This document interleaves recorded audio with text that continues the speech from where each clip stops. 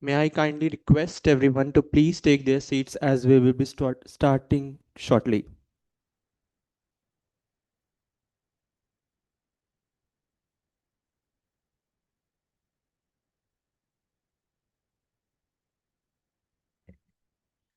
All right, good morning everyone. On behalf of Vicareer and the World Bank, it is my pleasure to welcome you all today's launch event of the report titled From Risk to Resilience Helping People and Firms Adapt in South Asia. We are honored to have with us a esteemed panel of speakers and discussants joining us in person. To formally commence the event, I would request Dr. Francesca, Mr. Siddharth Sharma, Ms. Ruchika Dral, and Dr. Amrita Goldar to join us on the dais.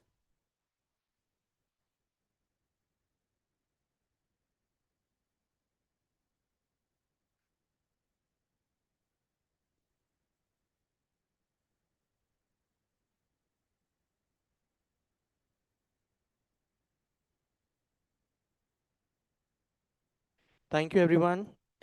Now, I would like to invite Dr. Francesca, Chief Economist, the World Bank, to deliver the welcome remarks. Dr. Francesca is responsible for leading the research program on key economic issues in South Asia to inform the policy debate and World Bank lending. Ma'am, over to you.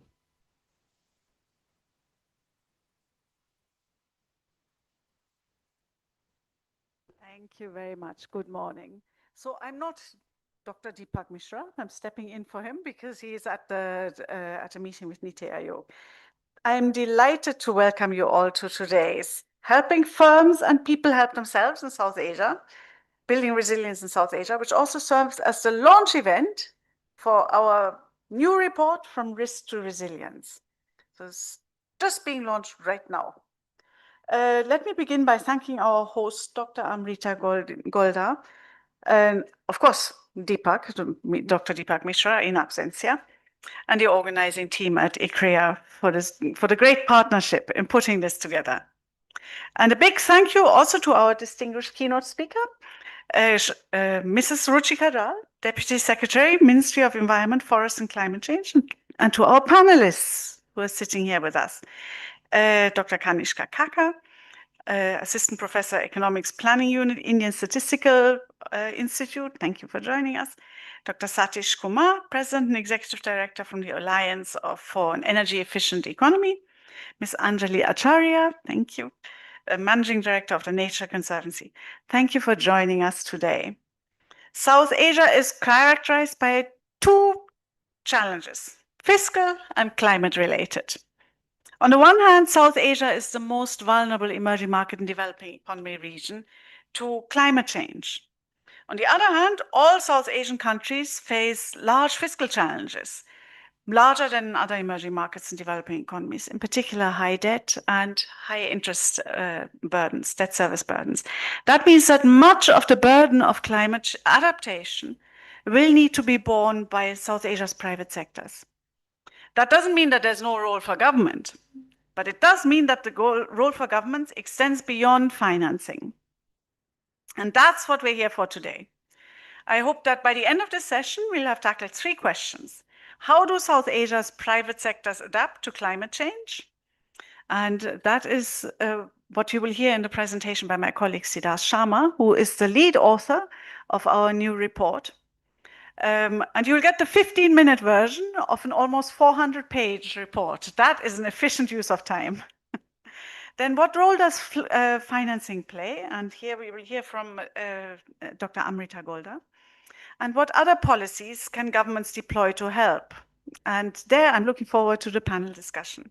So we have an exciting agenda lined up for today. Today we'll kick off with a special address by Mrs. Ruchika Dral, again, Deputy Secretary of the Ministry of Environment, Forest and Climate Change, to set the stage for today's event. Thank you. Then that'll be followed by two presentations by Dr. Siddharth Sharma and one by Dr. Amrita Golda to establish a common understanding, and a panel discussion then between Dr. Kanishka Kaka, Dr. Satish Kumar, Ms. Anjali Acharya will examine the issues that will be raised by Dr. Sharma and Dr. Golda in much greater depth. So I'm looking forward to a fruitful discussion. Thank you.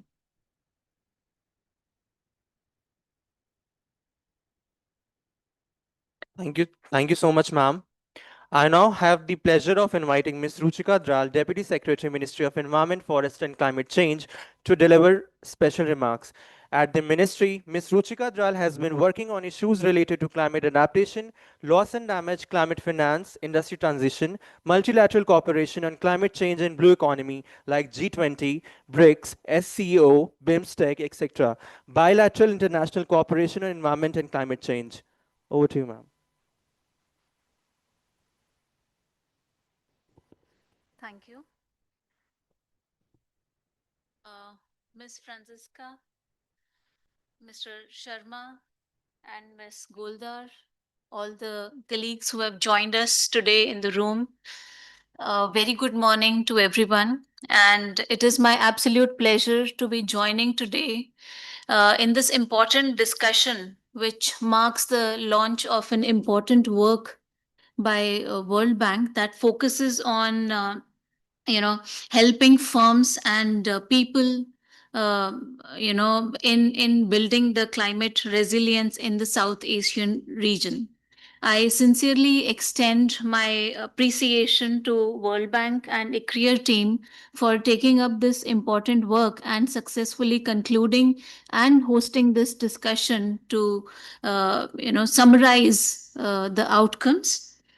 All of us in the room recognize that in the rapidly evolving climate crisis, South Asia region specifically stands at a very critical juncture for many reasons.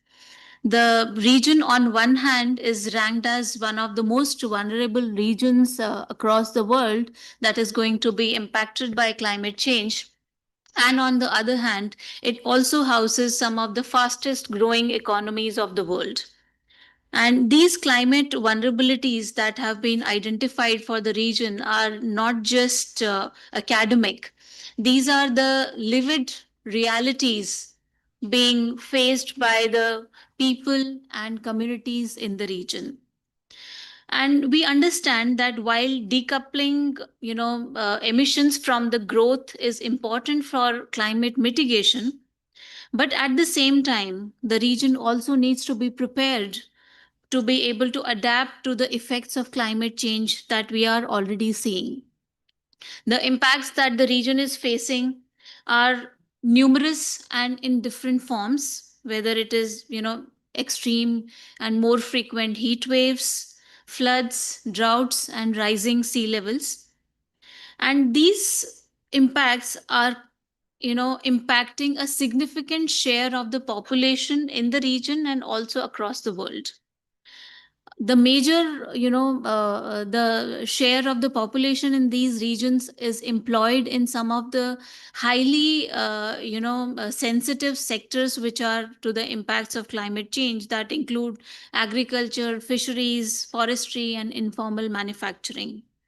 And the increasing intensity and frequency of these climate change impacts is threatening the lives, livelihoods, and infrastructures across the region and countries.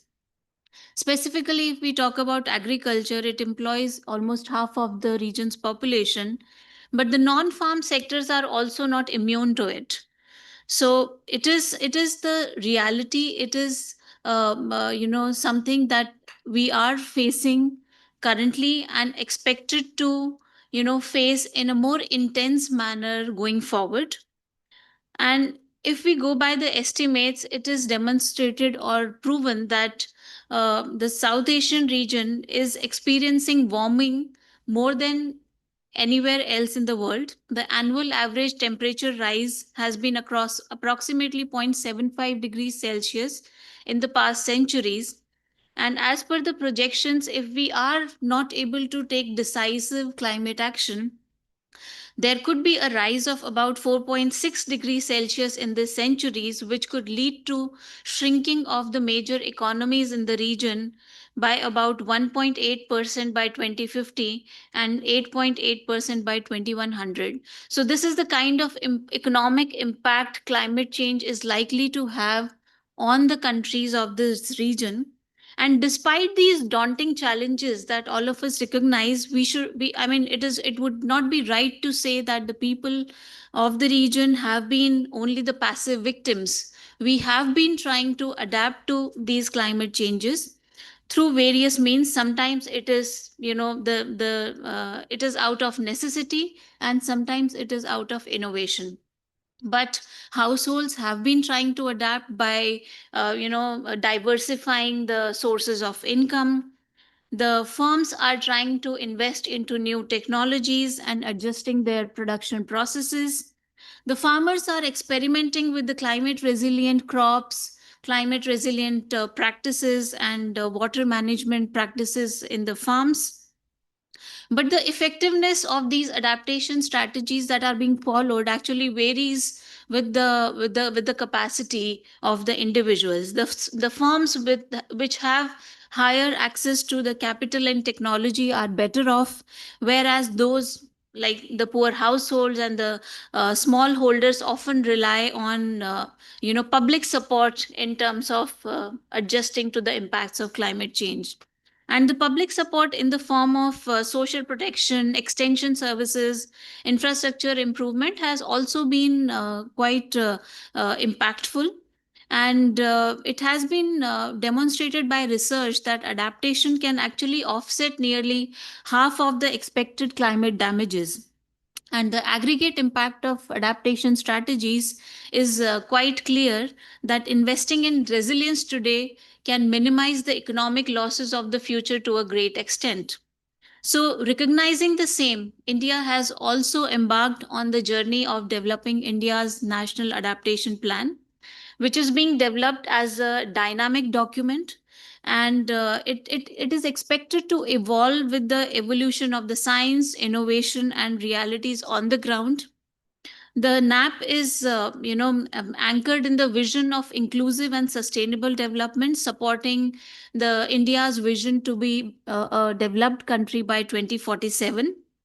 And the strategies that are identified in the NAP are basically drawing upon from the experiences at the national and the state level as well. If we talk about numbers, India has been, increasing its efforts in terms of adaptation. The adaptation relevant expenditure has grown from 5 trillion in FY 2016 to 13 trillion in FY 22.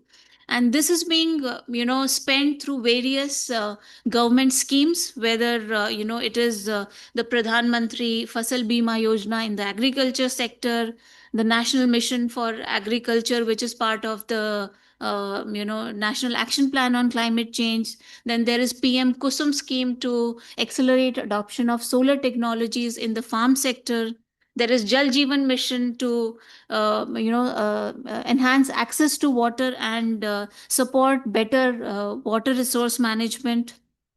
The Manrega program is now being utilized to develop climate adaptive infrastructures across different regions in the country. Then we have Smart Cities Mission, the Amrit Mission, to integrate resilient and adaptive practices in the modern cities. And the MSME sector, which is traditionally not very well supported by the conventional financial sources, is being supported through schemes like Mudra and Stand Up India. So these are some of the government schemes which are trying to support adaptation in different sectors of the economy. And we have been following whole of the government approach to adaptation. However, we recognize that whole of the government approach might not be sufficient for the kind of results we expect, because other stakeholders like communities, civil society, private sector, research institutions, development partners need to co-create adaptation and resilient pathways. So, with that thought and approach, the NAP is expected to be a whole of society approach and not really whole of government. It needs to be, driven by science and informed by traditional knowledges, which is very well integrated into the document and taken up as a cross-cutting sector. And we understand that the fiscal space that we are dwelling through is actually limited. So there is need for prioritization. The investments need to be prioritized in the sectors which can give double dividends in the form of reducing climate risk and at the same time promoting growth and inclusion. And specifically, when we talk about South Asian region, we feel that adaptation and building resilience is not just an environmental imperative, it is also an economic and moral one. The evidence is clear, adaptation works, but it requires the vision, investment, and partnerships. I believe that the report that we are inaugurating or launching today can contribute by providing the evidence on what works at the household and at the firm level, and it can also highlight the importance of the data, micro level data, in informing the adaptation policy. So we look forward to the launch of the report, and we look forward to meaningful outcomes and lessons from this report that can be integrated into the relevant public policies and initiatives by the private sector. So once again, many congratulations to the ICRIER team and the World Bank team for concluding this important work. And I wish more intense and meaningful discussion during rest of this session. Thank you very much for having me here.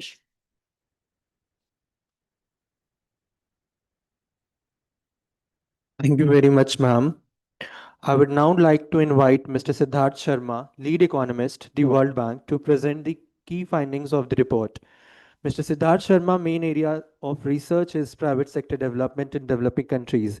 He has worked on topics such as such as impact of regulations on firms, technology adoption by firms, and internal migration.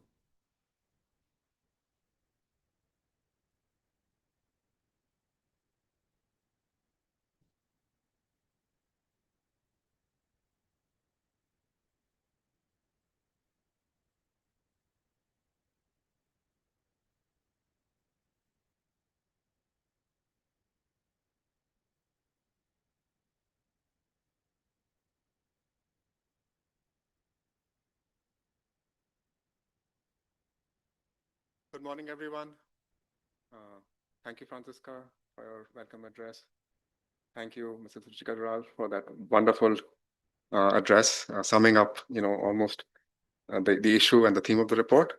I'm really delighted to be here to present a summary of our report on building climate resilience in South Asia on behalf of the World Bank team. Our report is called From Risk to Resilience, Helping People and Firms Adapt in South Asia. We all know that rising global temperatures pose a strong threat to South Asia. Just to give an example, last year, the average daily maximum temperature in Delhi crossed 40 degrees Celsius and actually broke a record that was set more than 10 years ago in 2012. That's just one example. In fact, by some measures, South Asia is the most climate vulnerable region among all emerging markets and developing economy, as that chart on the left shows. By 2030, it is projected that almost 9 out of every 10 South Asians will be at risk of extreme heat. Almost 2 out of every 10 South Asians will be at risk of floods. South Asian governments are aware of this and acting on it, but their room to do so is limited by their fragile fiscal positions. As that chart on the right shows, the government debt as a share of GDP on average in South Asia is higher than all other ENBE regions. As a result, a large part of the burden of adapting to climate risks will be borne by households and firms. With this motivation, our report asks 4 questions. How are households and firms in South Asia aware of climate risks? Second, how are households and firms in South Asia adapting to climate risks? Third, what is the impact of adaptation by the private sector, by households and firms on South Asia's growth? And finally, how can governments best support adaptation? So are households and firms in South Asia aware of climate risks? Our report finds that yes, they are aware and they are taking adaptation measures. To better understand how households and firms are affected by climate risks and on what they're doing about it, we conducted surveys of households and firms in various South Asian countries, in India, Pakistan, Bangladesh. Right? And some of the results that I will show you are from these surveys. We find that more than 90% of households in the survey areas have experienced a weather-related shock in the last 5 years. 40% of them have experienced a shock in each of those 5 years. So they are experiencing shocks on an annual basis. The next chart, the one on the right, shows that among firms, more than 60% experienced a weather shock in the last 5 years. More than 75% expect a weather shock in the next 5 years. So households and firms are expecting weather shocks to intensify and to become more common. And broadly speaking, their expectations about future weather shocks are in line with expert projections. We asked households in the survey about their prediction of the worst flood depth that they would experience in the next 5 years. Right? And then we compared it to consensus expert projections. This chart here on the left is a distribution of the difference between household expectations of flood depth that they will experience and expert projections. So 0 here means that the household's belief about the flood depth that they would experience is actually aligned with expert projections. There is no difference. Right?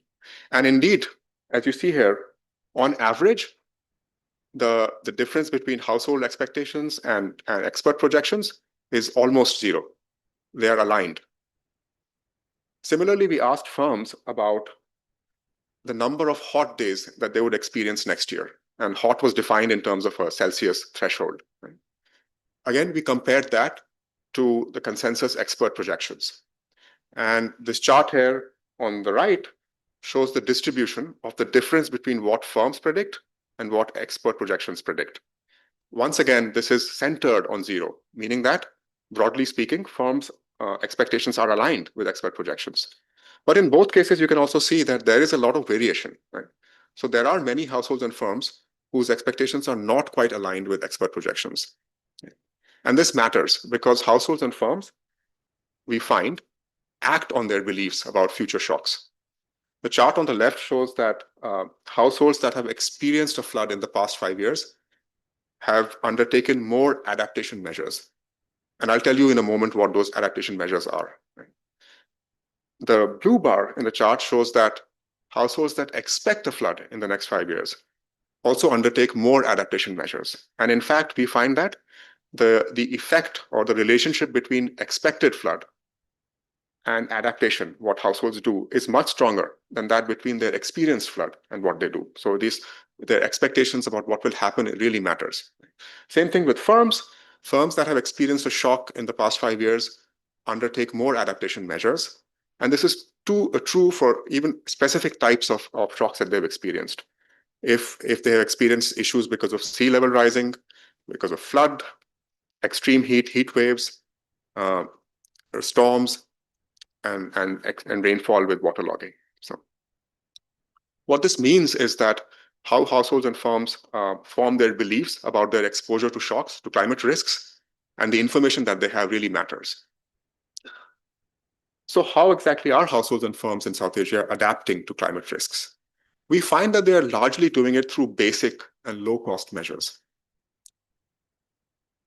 The chart on the right shows the most common adaptations seen among households in our survey areas. The blue bars show adaptations taken for general weather risks, for all types of weather risks. So as you can see here, more than 70% of households have undertaken an adaptation. The two most common ones are rainwater harvesting and reinforcing housing structures, meaning strengthening their houses. And observations made by us in the field during the survey suggested that most of these are done in low-tech ways, in basic ways. Households do what they can, what is accessible. Now, the survey areas are very flood prone. So we also asked about their adaptation to flooding in particular. And the red bars show that the two most common flood adaptations are raising the level of the house and planting trees. Now, among firms that have undertaken adaptations, the most common one is installing fans, right? So this is a very basic, common kind of way to deal with heat. And one would say not quite adequate under extreme heat conditions. The second most common is investing in air conditioning, in ACs. Now that is more sophisticated, right? But when we ask firms about how much they've spent on these installations, it seems like the amounts are so low that most of these reported AC investments must be quite small scale. And so overall, we find that the most common types of adaptations that firms are undertaking are these low cost, small scale building and equipment upgrades. More sophisticated adaptations are possible, but they are less common. So in the case of households, for example, and flooding, it is possible for farmers to adapt by adopting flood resilient seeds. And we found that while that is happening, it's less common than these more basic adaptations. In the case of firms, they could be adopting more energy efficient, low cost cooling solutions or other types of energy efficient technologies, and that's relatively less common. Now, the adaptations that are most common among households and firms in South Asia are not the most effective ones. We conducted a systematic review of the research on adaptation by households and firms around the world.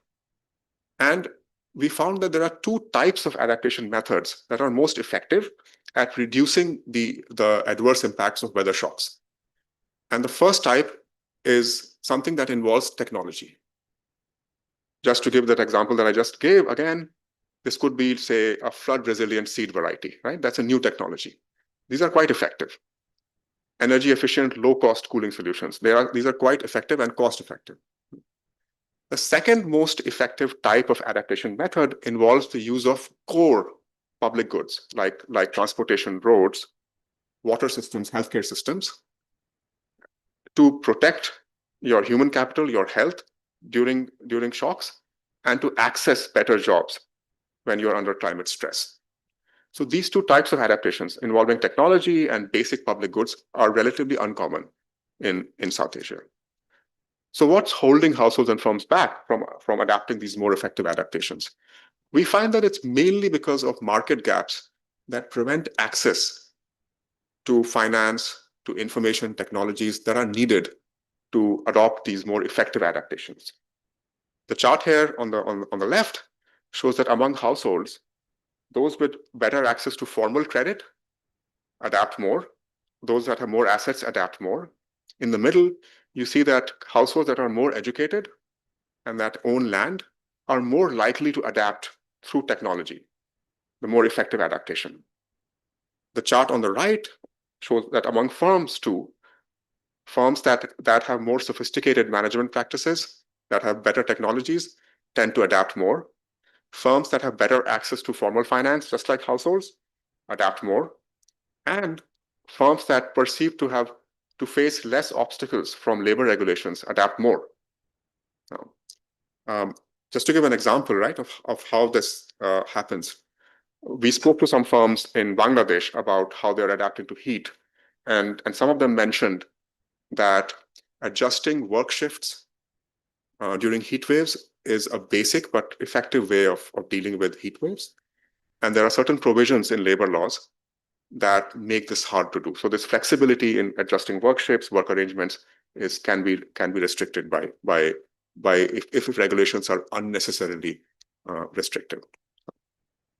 Now, what would happen to South Asia's growth if these barriers to adaptation were to be removed? To find out, we collaborated with the G-Cubed model team and introduced climate adaptation into their model. So just to give you some background, the G-Cubed model is a very sophisticated model of the world economy. And what we did was to introduce a channel of adaptation, which we call autonomous adaptation. Essentially, this is adaptation that is driven by markets, through markets, by households and firms, So this is basically private sector adaptation.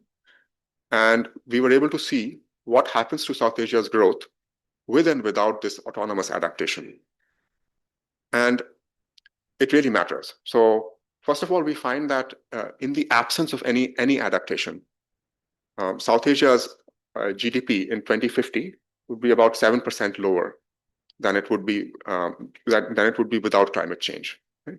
Now, the chart on the blue line here shows that this adverse impact of global temperatures rising on South Asia is larger than in other emerging markets and developing economies. That's because South Asia has very high temperatures, and it is also relatively dependent on agriculture. Makes it very sensitive to rising global temperatures. The red bar shows that now when you introduce autonomous adaptation, then this gap narrows. And indeed, the chart on the right shows that almost a third of the impact of rising global temperatures on South Asia's growth can be offset by climate adaptation. And this share is larger than in other emerging markets and developing economies, because the scope for offsetting climate damages through autonomous adaptation is relatively high in South Asia. So this brings us to the main message of the report. What can governments do to support adaptation? There is a lot they can do, but the most important thing is to help households and firms help themselves. Governments can help households and firms help themselves adapt through a comprehensive package of measures, which includes two types of measures. Right? The first type is a measure that's aimed specifically at climate resilience. We highlight three of these here. So first is improving access to weather-related information. Right? So improving access to early warning systems, improving the quality of weather forecasts, and helping households and firms access them. For example, in India, a study found that giving farmers high-quality forecasts about the timing of monsoon rains helps them make better planting decisions in advance, and that's really affects their ability it improves their income, but also improves their ability to deal with the shock. The second climate-specific measure is to promote the development and adoption of resilient technologies and weather insurance. For example, developing more weather-resilient crop varieties, seeds, more low-cost, energy-efficient cooling solutions, and diffusing them. The third climate-specific measure that we highlight involves strategic targeted investment in resilient infrastructure, focusing on the most critical infrastructure like drainage systems, which can have very catastrophic impacts if they collapse, and strategically investing in protective infrastructure like embankments, and thinking very carefully about the cost and benefit given fiscal constraints. Then the second type of measures that governments can take are those that actually are aimed at broader development, but they have resilience co-benefits. So these are the double dividends, right? So, and this is where there is a strong synergy between development and climate adaptation. Three types that we highlight: investing in core public goods such as roads, water systems, healthcare. Second, addressing market imperfections to improve access to markets, to inputs and finance. And thirdly, supporting vulnerable groups through shock-responsive social protection. If these steps are taken, then households and firms will be able to access more resilient jobs and become more resilient. So I'm going to stop with giving you a quick summary of just the presentation. Are households and firms in South Asia aware of climate risks? Yes, they are, and they act on it by taking adaptation measures. How are they adapting to climate risks? Largely through low cost and basic adaptations, not the most effective ones. If barriers to their adaptation could be removed, it would have a large impact on South Asia's growth, offsetting about 1/3 of climate damages by 2050. But this can only happen if firms and households can adjust flexibly. And what can governments do to support adaptation? The best they can do is helping households and firms help themselves by measures both aimed specifically at climate resilience and those that also lead to broader development, but with resilience co-benefits. So in the interest of time, I'm going to stop there, but there is a lot more detail in our report about policy measures that can be taken, examples from South Asia and around the world. So I really encourage you to to download the report and read it. And thank you so much. I'm going to stop there.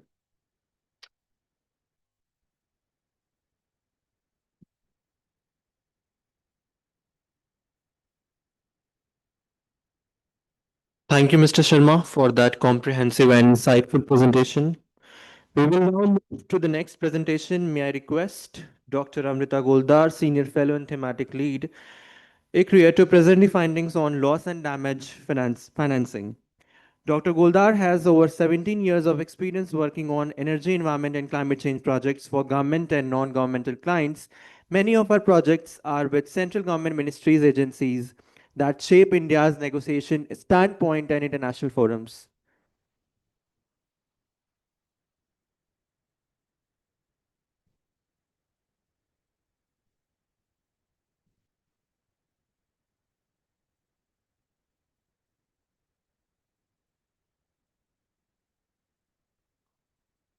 So let me first start by clearing up some misconceptions. The entire credit of the excellent report that the World Bank team has prepared lies with the teams that you see in front of them. ICRIER didn't have a role in the preparation.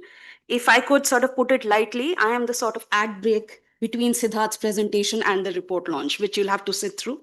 But yes, it's very interesting piece of research.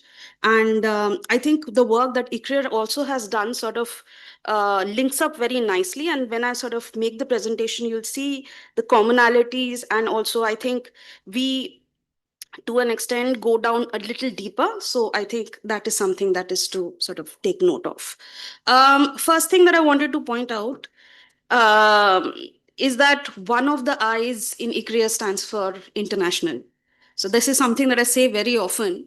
So most of ICRIER's work, for people who know what the sort of work that we do, is outward facing. So this is basically negotiation related inputs, etc. In fact, Ruchika ma'am talked about the NAP process also. So ICRIER is trying to do its bit on specifically with respect to the adaptation resourcing piece. There is some work that we've done very recently on framing India's negotiation stance with respect to the global goal on adaptation, the Belém work program, etc. But moving on, when we are looking at the loss and damage piece, it is not outwardly facing. It is more local, it's subnational, it's at the district level. So the sort of tools and the methodology that you adopt needs to be very, very different from what you were sort of previously adopting. Now, in a very similar room last week, I was presenting the results of two other models on India's steel policy. So basically one on scrap steel. So that was a waste management model. And another one was on India's trade policy with respect to procuring internationally available scrap. So this is the sort of, I would say, the approach that we oftentimes take during as part of our research. So this is, I would say, another chapter of empirical modeling work that ICRIER is doing. So the model that we are, or at least I'm going to present today, is called Prakriti. Prakriti, I hope in the coming 1 year, will have an elder sister in place called Sansara, which is looking at the entire impact of climate change on the macroeconomic system. But Prakriti specifically focuses on loss and damage. And we have tried to marry Prakriti with another model called Futures that we've developed, which is change in urban form. So it's pretty interesting. And let me just quickly take you through it. So let me skip this first slide. Basically, Siddharth in his presentation has made the main points. India is very highly vulnerable. We have, as opposed to the focus on heat, we have focused on quick onset events. So I will be presenting some of our results from the work we did on floods and some of the work that we did on cyclones. Floods are important because damage costs stemming from floods is maybe the lion's share of total disaster costs. It has in recent times received a lot of attention, both at the national forum as well as the international fora, with demands for a dedicated loss and damage fund also being negotiated upon, and its design currently underway. Why we sort of started on this journey? I think hints of it has already been discussed by Siddharth earlier, but basically there is a lack of literature.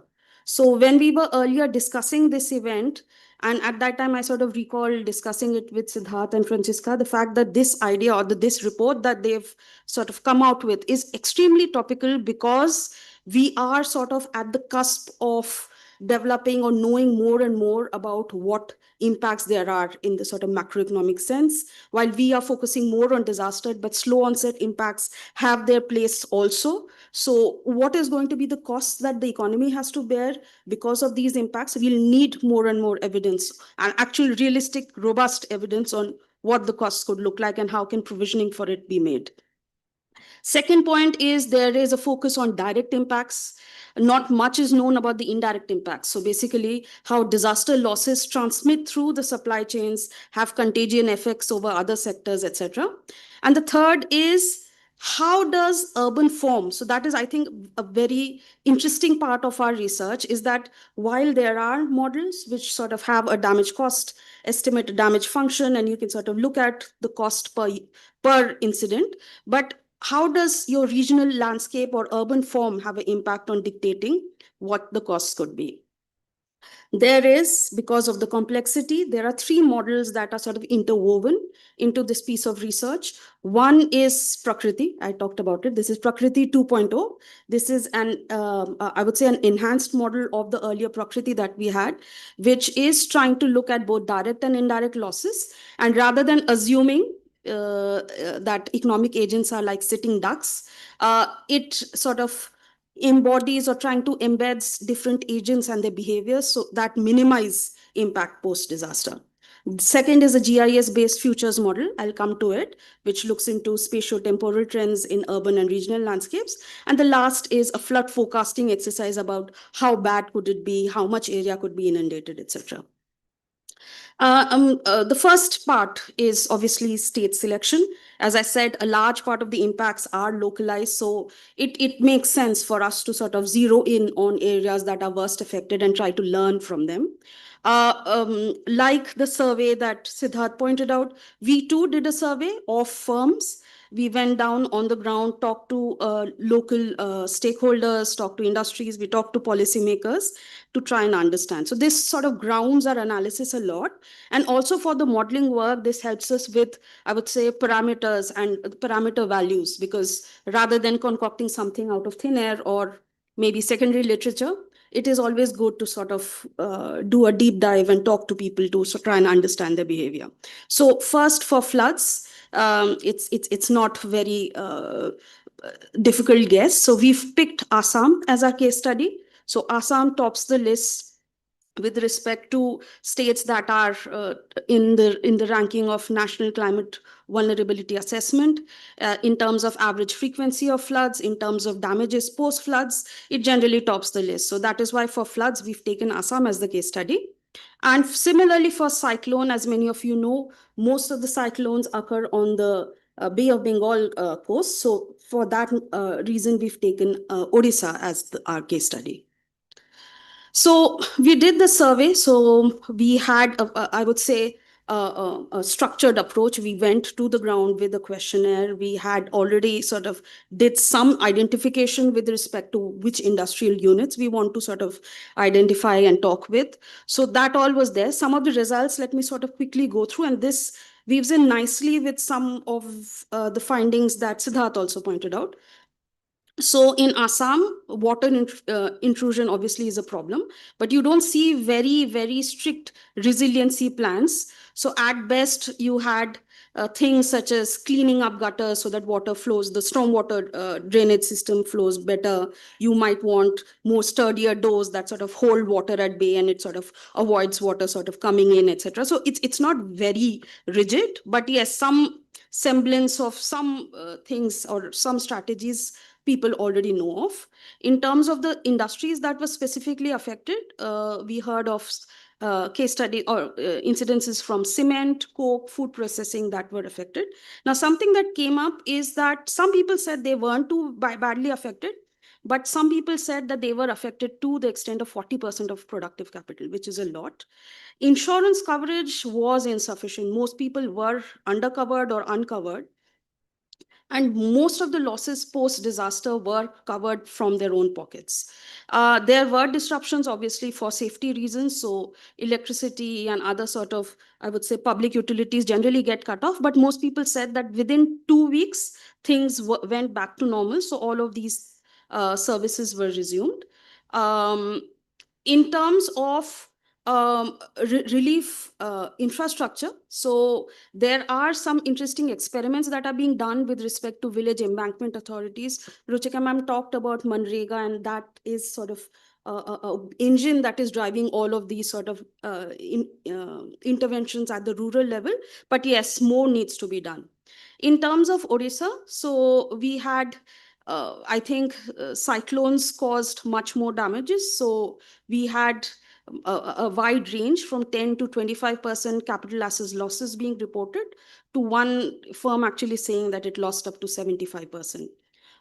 In terms of recent history, the cyclone Fani was found to be the most significant, though people recall back as much as 1999 super cyclone that came in. There are, I think, wide-ranging things, but in terms of reconstruction costs, again, there is insurance coverage. Same message, insurance coverage was inadequate. Most of the losses were sort of made good through private savings or also through loans. And there is something very interesting. So they said that operational halts and coming back to sort of your BAU sort of situation. So people talked about asset damages, utility disruptions, workforce shortages, and recovery taking as much as 6 months, which is, I think, a very startling find. Coming to the Prakriti disaster management model, now let me sort of confess, the fact that we have the World Bank team sitting with us on this platform is actually quite interesting, because the model Prakriti is derived from, so I am a fan of Stefan Hallegate, who's, I think, right now the chief climate economist. So Prakriti is sort of his brainchild. I have taken it, sort of made it my own, had some of our own Indian, I would say, characteristics woven into the coding.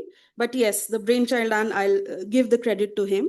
So basically, for our Prakriti model, the base year is 21-22, and it is projected till 2035. This provides a schematic diagram of what is actually happening. As I said, economic agents are doing a lot of things to try and minimize impacts. So rather than a usual input-output setup where you see these sort of extreme damages, everything sort of comes to a halt, you have agents that have different strategies in place. So you can talk about adaptive responses, such as maximizing production capacity, drawing down on inventories, rationing demand, and substituting inputs from outside the state or outside the country. Certain insurance mechanisms have been built in, though, as we found on ground, it's not really true. Certain influence of reconstruction demand, because obviously we have to build back better. So how much would be the impact of reconstruction demand, because that could be a positive stimulus for the economy, and the role of government relief programs, etc. So this is a preliminary number that we have for the 2016 floods in Assam. So this was one of the biggest recent incidences that we've seen. So as per the flood memorandum, which is the official account of how much was the cost, so it stated that there was a loss of 10,242 crores. This was spread across sectors. So they had measured impact on livestock, crops, houses, public utilities, etc. We sifted through data a little more. So in addition to the government records, we actually tried to monetize the impact on private damages also, but this is all industrial, not households. So this is the sort of area that we sort of difference, there's a difference between the World Bank methodology and ours. So we estimate there to be a 292 crore loss, and sort of converting this asset losses to annualize it and transform this asset loss into production losses every year. This event we forecast, or we estimate, costed the state around 6689 crores, which is around 2.62% of SDP for that year. So while 2%, look at however you will, might be small for just one event, but if you have multiple events, multiple rounds of floods, these impacts magnify. This is the cool bit. So I am not a geospatial modeler myself, but we are trying to marry, as I said, the input-output side with geospatial modeling. So this is something called FUTURES. So FUTURES stand for Future Urban Regional Environmental Simulation. So we are trying to look into which are the areas, and these are sort of not Achilles heels, but these are the sort of the engines of state growth. So for example, for Assam, if it loses part of its maybe the petrochemical industry or other sort of refineries, which contribute a large part to the state economy, there is going to be a massive impact. So similarly, what are the areas of development? So you see this very cool animation that is happening on the right-hand side. So this is specifically for the Guwahati urban region.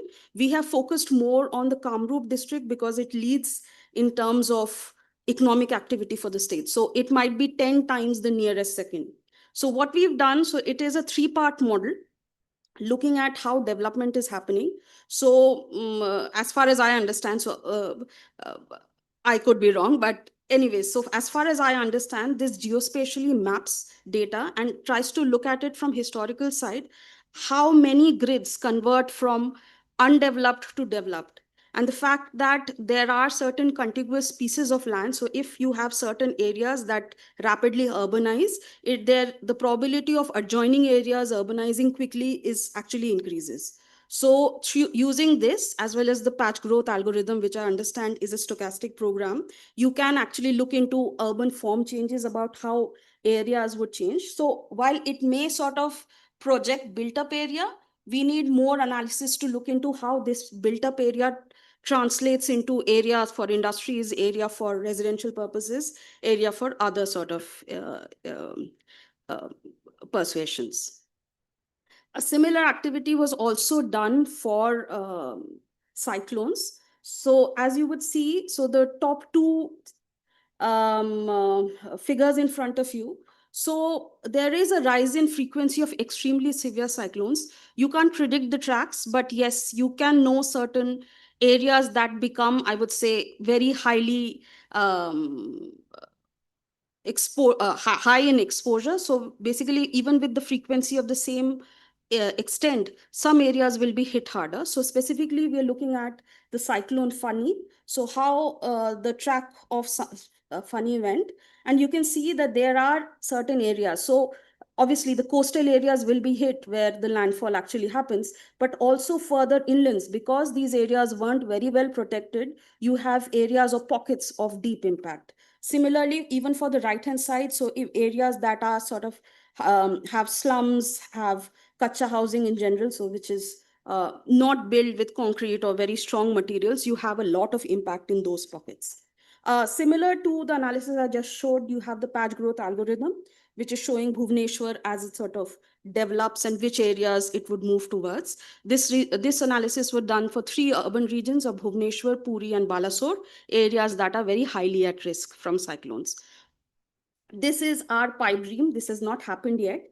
But the idea here is that once we know urban form and changes, so even with the same extent of impact, we can, merging the 2 models together, get to predict what would be the cost. Now, understand that Prakriti looks at impacts at a point in time for having a futuristic model, in the sense that what would be the cost of cyclone in 2030, 35, 40, 47. All of this is needed because states develop differently. They have different sort of forms. So not just the spatial form, but also the economic form. So it helps to have these sort of different modeling streams coming in. This is something that I wanted to sort of, we can quickly go over it. So as I said before, we are looking at impact per cyclone, but for any sort of negotiation text, we need how much money is needed. So basically look at loss and damage compensation needs. So can we project it? Can we have provisioning for it? Can we sort of build better? So on the left-hand side, you see cyclone tracks. So these are notoriously difficult to predict. And also what I wanted to highlight that other than the usual suspects on the right-hand side of the country, which is the Bay of Bengal, you have increasingly larger cyclones that are happening on the left-hand side. So you have the entire economic zones in Gujarat and Maharashtra also that are coming in as vulnerable regions. One good news that is coming from data 1891 to 2021 is that there is a decrease in annual frequency of tropical storms. Maybe it's a bit contentious to say, but there is an increase in the extremely severe storms. So you might be hit lesser, but if you are hit, God help you. This is the last bit of the analysis, which is the flood modeling. This was using a hydrological model to look into the extent of water ingression once flooding happens. So Kalyani, who was our teammate, so she has looked into different time frames and looked into different climatic scenarios to project which are the areas that will get inundated. So there is, as you would recognize, a lot of spatial angle to the research that we've done. So yes, we are predicting till 2070 here, but if we look at a case of a 100-year flood, like something of a very high magnitude, you see that increasing by around 12% in SSP 8585. So the state needs to plan its floods better. I'll skip through this. Let me talk about the policy perspectives and way forward. Some of this actually mirror some of the findings that Siddharth also talked about. So there are hits across supply chains, needs a comprehensive approach to assessment of flood-related losses. Impacts are localized, and there is sort of a large room for replication of strategies. So if floods are happening in Assam, and if they find a good solution, maybe this idea could be replicated in Bihar or other areas that are similarly flood affected. Subsidized and specially designed insurance scheme was something that sort of very often came about in when we were talking to industries. Disaster relief fund for industries, that was a special ask, and low interest loans for industries to rebuild their businesses, hopefully better post disaster. There was a lot of discussion around investment in infrastructure for disaster proofing to ensure quick recovery. So while in one state you had systems back in place in 2 weeks, while in another it took around 6 months to get back on track. And there is, I would say, a lot of room for improving or working on this model further to inbuild issues with respect to disaster planning, post-disaster recovery processes, and also fiscal provisioning. We are not there yet, but yes, plans are underway. This is more from the geekier side of things. So basically, how can you improve the model? So either you go deeper or you go wider. So more areas can be covered. For the areas that are covered, we can involve AI, etc., to help our projections better. And there is the possibility of integrating with climate data such as Cordex, etc., that help predict data better. So that's all. There's a summary there and there's a QR code. That's all from my side. Thank you.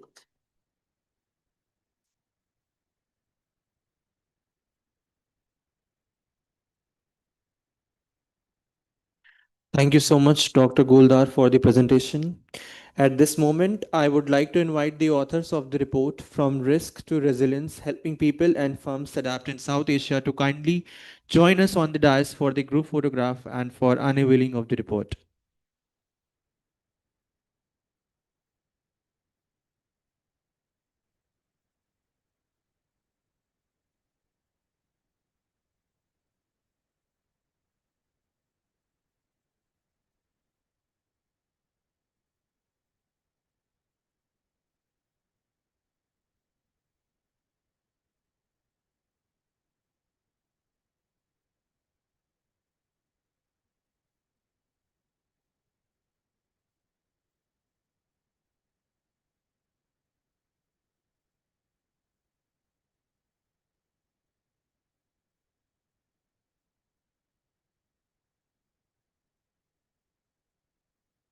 We will now break for tea and coffee. After 30 minutes, we will start with our next session, that is panel discussion.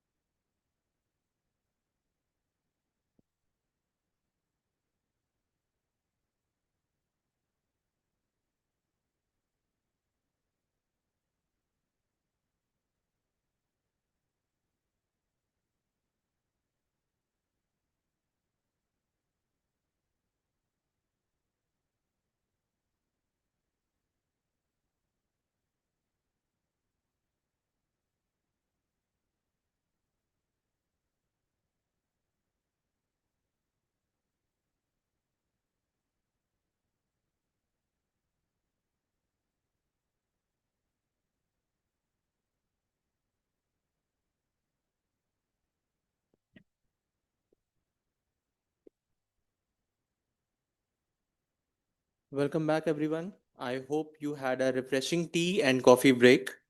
We now move to panel discussion on building resilience in the private sector. We are joined by a distinguished panel of experts who will share their perspectives on this important theme. I would now request the panelists to kindly take their seats. They are already on their seats. We pleased to welcome Dr. Amrita Goldar as a moderator, senior fellow and thematic lead career. And she is joined by Dr. Satish Kumar, President and Executive Director, Alliance for an Energy Efficient Economy, AEEE. He has been instrumental in driving market transformation and policy advancements, establishing himself as a key influencer and institution builder in the energy sector. So he's late. He will join us in a bit. He is joined by Dr. Kanishk, an assistant professor in the economics and planning unit at the Indian Statistical Institute, Delhi, and also serves as a deputy center head of the Center for Research on Climate, Food, Energy, and Environment. We have with us today Dr. Anjali Acharya, Managing Director of the Nature Conservancy in India. She is leading a dynamic team that drives towards innovative solutions in freshwater conservation landscape, restoration, regenerative agriculture, renewable energy, and climate adaptation. So I would request now Dr. Amrita Goldar to please initiate the discussion. Thank you so much, Sarwar. I think before starting off the discussion, there's some housekeeping announcements. So there are certain copies of the report, I believe, that are outside. So in case you've not received a copy, please go and pick it up. If you are more environmentally conscious and would rather have the digital copy, you would see the QR code that is flashing in front of you. So please scan that and you'll get a copy of the report too. Now moving on. So as Sarwar just now said, Dr. Satish Kumar is running a little late because he has some other meeting that he's coming here from. So in the interest of time, so while he was there as I think the first speaker, if I'm not wrong, no, Satish Kumar was second. So let me sort of start in the order. So we'll skip Dr. Kumar's turn. So in the order, I'll first move to Dr. Kakkar, and from there I'll move on to Anjali, and then once Dr. Satish joins, I'll move on to him.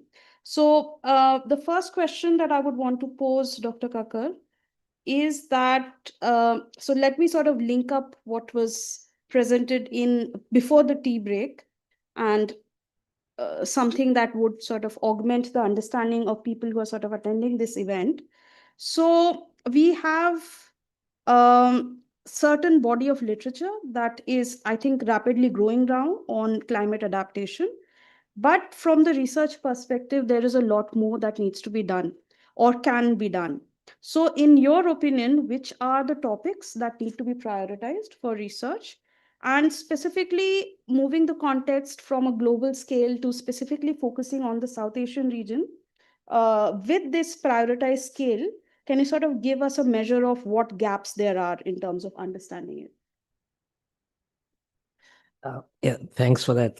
So I want to begin by saying that some of the questions that I wrote down seem to have already been answered. So that's kind of that's nice.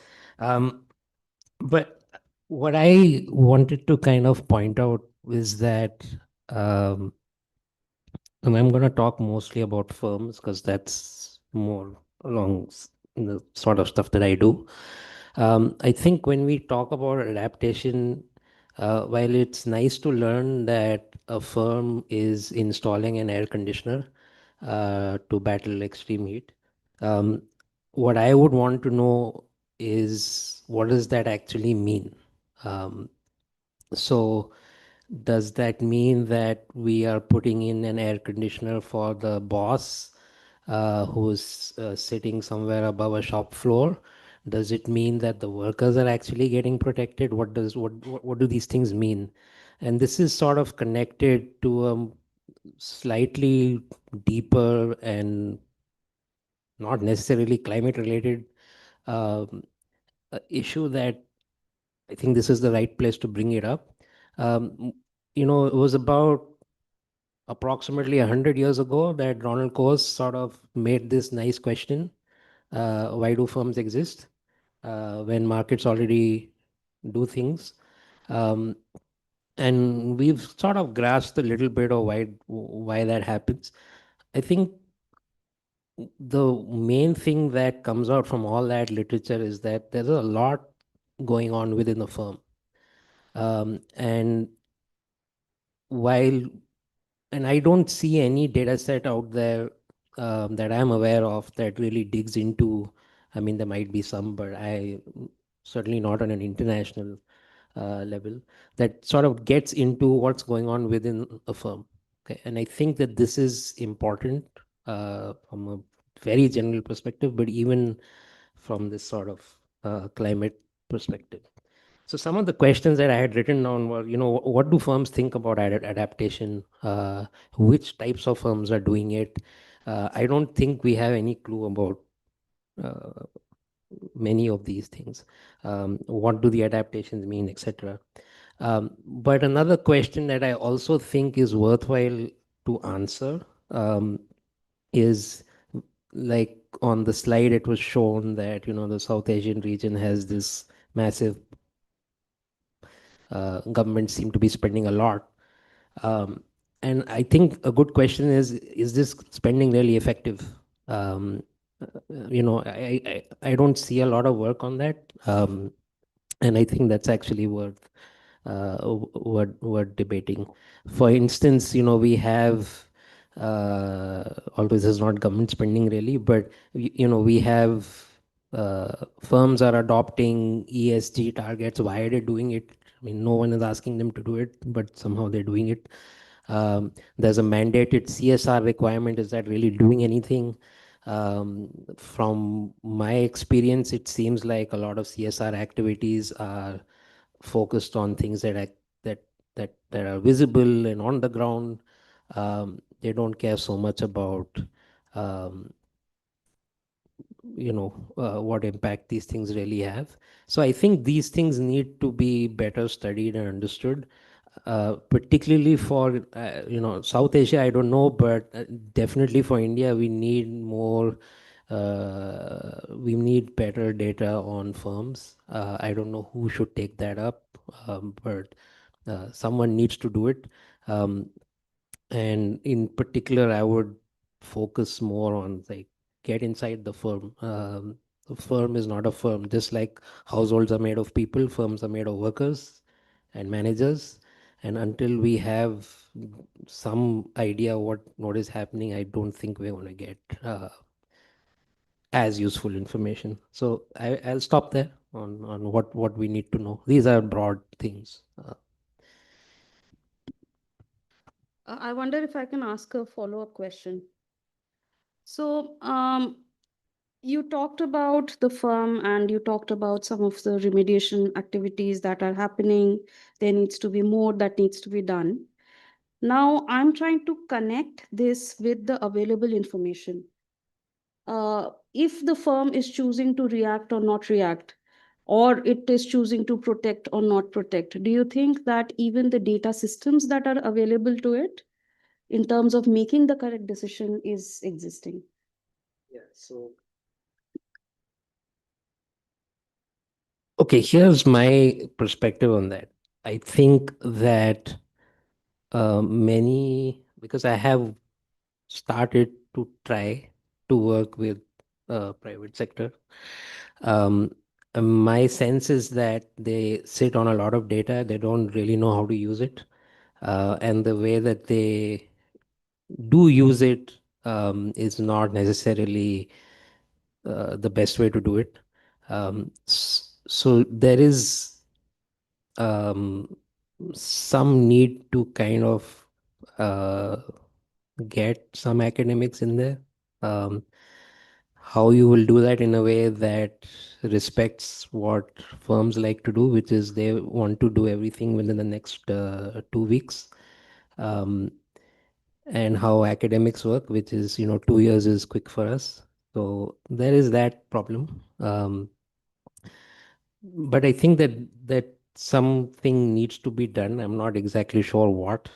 Uh, I know that in, the only other country where I have some experience with in the US, it was only very recently that they started to hire PhDs, a lot of these tech firms. And that seemed to have grown out of, one meeting of Hal Varian with his friend in Google. And then that whole thing kind of blew up from there. But I think that there is some role to play here for both.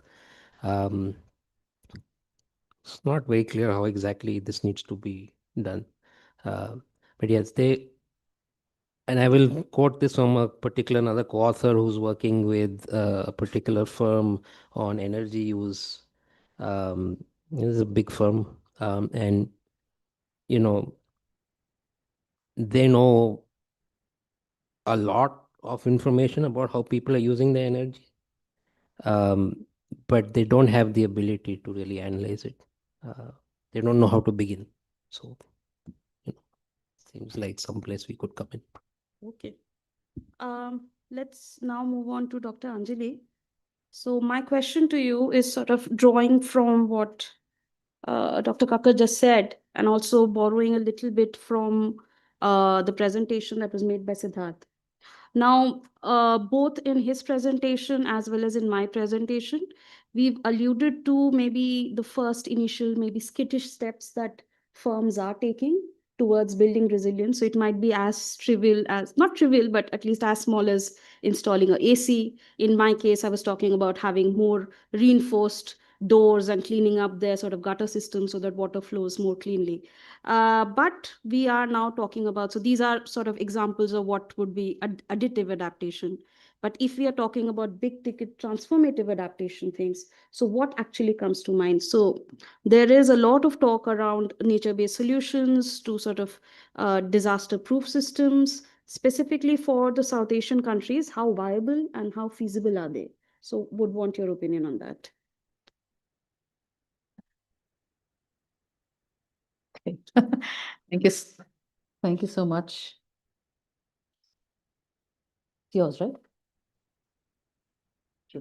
Yeah. Thank you so much for this opportunity. And thank you to the organizers for inviting me here. I'm the managing director for the Nature Conservancy, but I'm 6 months into this role. Previous to that, I spent 25 years at the World Bank. So some of my examples might draw from the experience that I've had there as well. Now, for those of you who don't know, Nature Conservancy is one of the world's largest conservation organizations, working now in 79 countries. We have about 5,000 conservation staff, of whom about 900 scientists. Our DNA is very much driven by science and collaboration, and that underpins all the work that we're doing.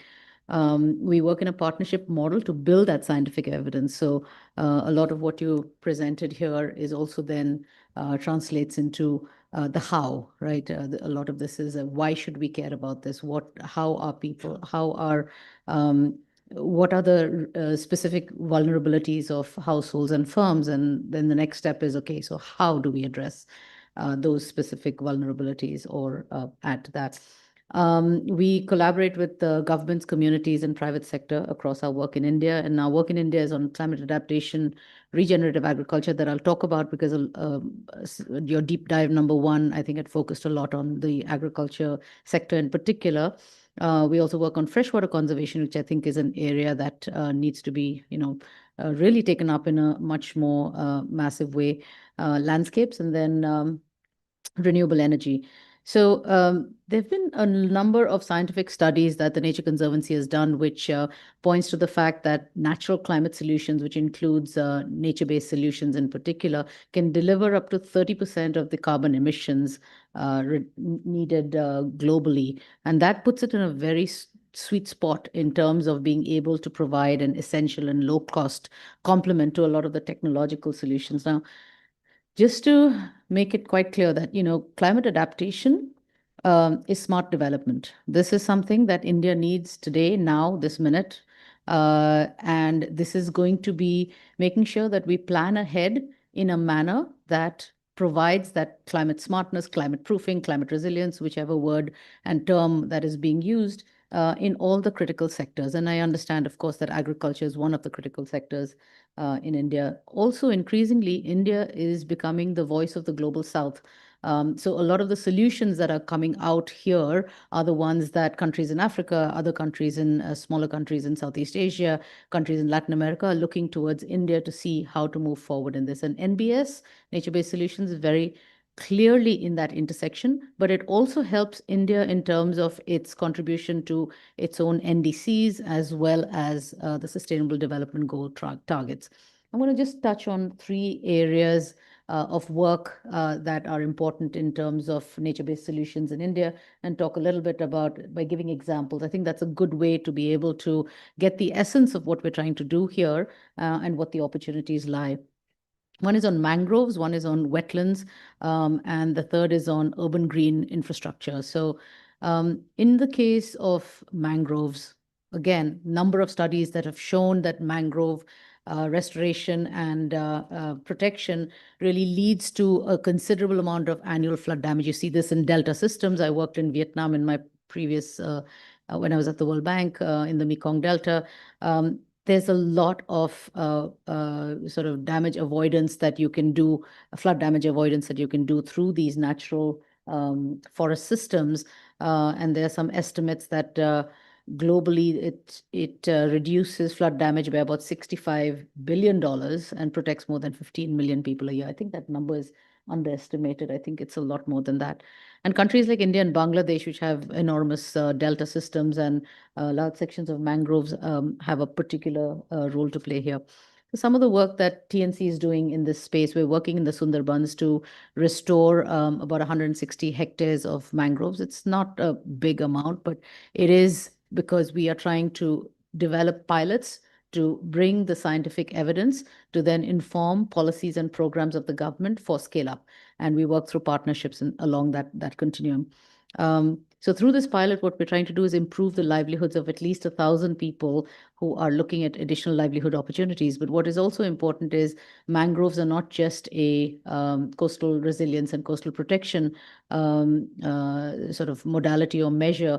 It is also the potential for bringing in sustainable financing. Welcome.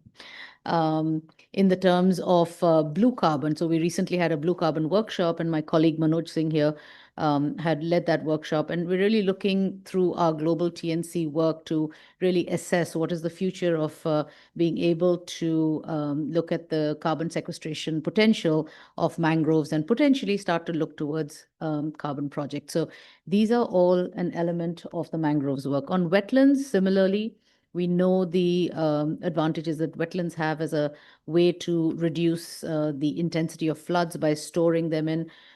Here, we've done some work already in Tamil Nadu in terms of 2 of the wetlands, Palikarnai and Sembakam, which are sort of urban areas where ecologically critical, where they have a lot of urban pressures. They're a flood-prone zone. When we've brought the science to providing solutions. We've done studies on hydrology, biodiversity, threats and land use, and starting to look at ways to inform the planning and nature-based solution measures in this space. And what becomes important is through these smaller pilots, we are now working with the Tamil Nadu government on their larger plan to restore 100 wetlands across the state. And so we're working with the Department of Environment there to think about conservation planning for those 100 wetlands. So that's sort of looking ahead at the thing.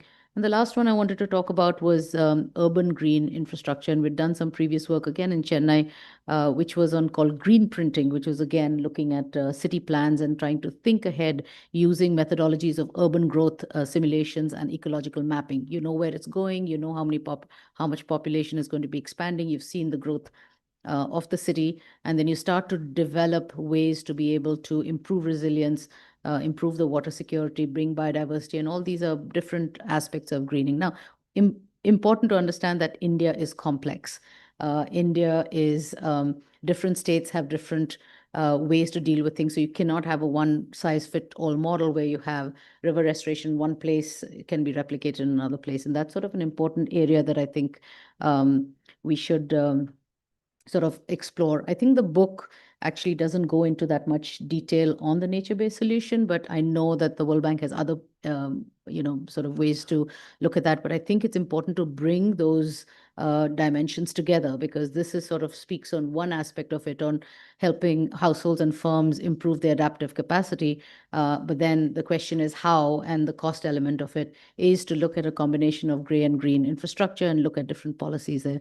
The five main policies that I've, thought of sort of highlighting is sort of look at mainstreaming nature-based solutions into national and state level climate policies. The government has already begun doing that, but I think there's more that can be done. Unlock and align financing, and there's a lot of work that is starting to unlock in the space of again Green Climate Fund, GEF, etc.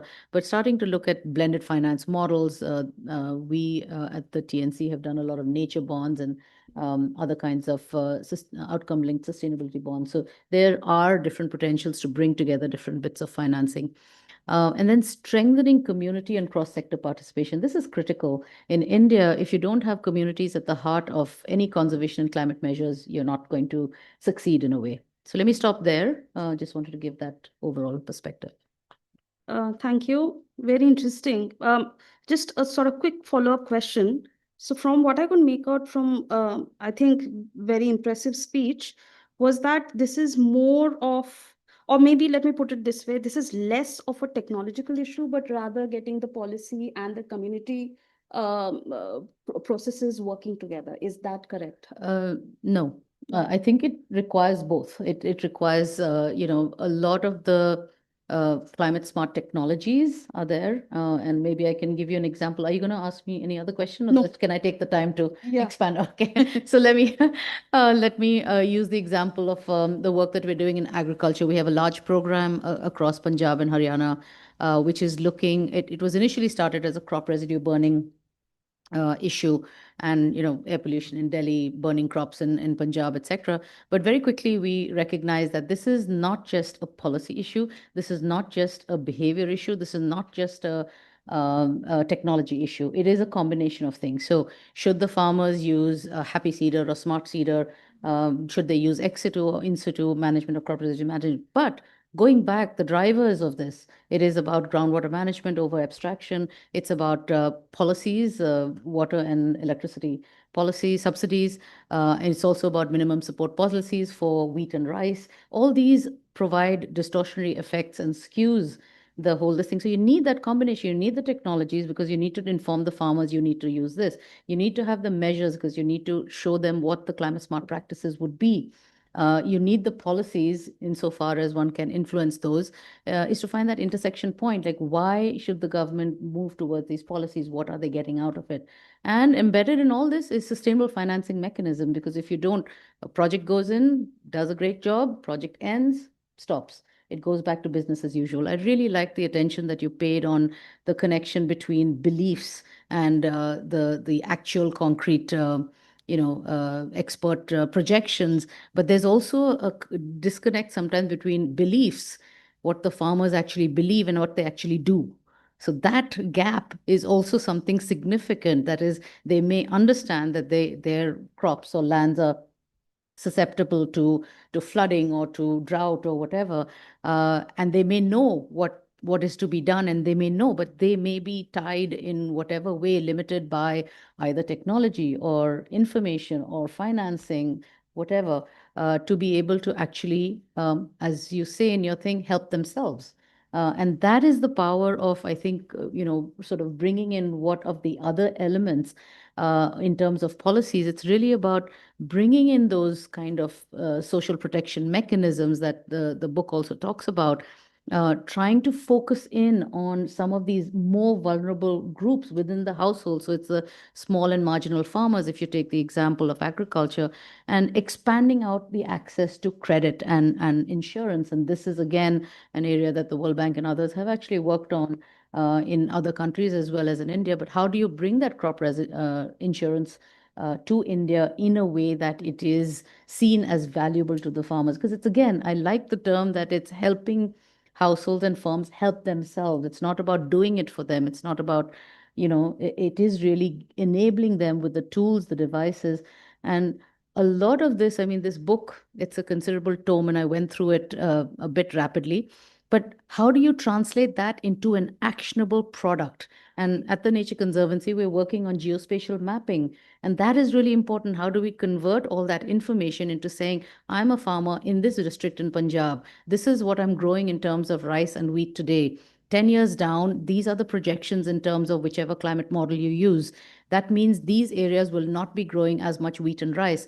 These are the bands that will shift to. What are the crop diversification strategies that I need to think through right now? Of course, the farmer is not going to think that. It is the the policymaker that needs to think ahead and start to work with the farmers on those transitional models. So when you talk about transformational change and that adaptation concept, that is that pathway where the government can play a very critical role. Thank you. Moving on to Satish sir. So having him on the dais, how can I not ask a question on cooling? So, sir, the question to you here is, oftentimes when we're talking about cooling, it's sort of a slippery slope. So while from the adaptation perspective, we need affordable cooling, we need it for more people. But that also might have linkages with probably the mitigation side of story. It might also have linkages with other sides of development. So what is your takes on the India's experience? Because I know you've been sort of front and center in sort of carving the documents out, but also what can the South Asian countries or the region as a whole learn from the Indian experience? Thanks, Amrita, and thanks for the invitation to be part of the panel. My sincere apologies for coming in late. While the discussion has started, I was called for a government meeting, and I did inform in advance that it will be a little awkward. So be that as it may, Amrita, coming to your question, I think there are two aspects to cooling. I think let me state that up front. One relates to mitigation and one relates to adaptation. And since we are really talking about resilience and adaptation, I'm going to spend a little bit more time on adaptation and resilience, but I think sometimes these two things become interlinked. So I just want to take a little bit of step back. India has developed India Cooling Action Plan. And India Cooling Action Plan did not talk about cooling for all. It talked about thermal comfort for all. And I think that's a subtle difference between the two things. While the cooling for all, in our opinion, was a Western narrative, thermal comfort for all is more of I think, a global South narrative and Indian narrative, because people do not have access to cooling, active cooling. So we cannot talk about cooling for everybody. Even without active cooling, how can you do that? And I'll give an example here that there are 2-3 things where this is being linked to adaptation very, very closely. One aspect is the development of the heat action plan that are happening at the city level. So more and more cities are at the forefront of developing heat action plan. And heat action plan is essentially a document which is that how do you mitigate risk? How do you develop early warning system? How do you look for telltale signs that I think we are moving into a heat stress condition, and we need to design, we need to build, we need to construct, I think based on the situation that global warming and uncontrolled global warming may happen. And if we are not prepared, then there could be catastrophic situations. So I think that's very, very important. So what do you mean by, I think, heat action plan? So for instance, there are, I think, heat shelters that are getting designed.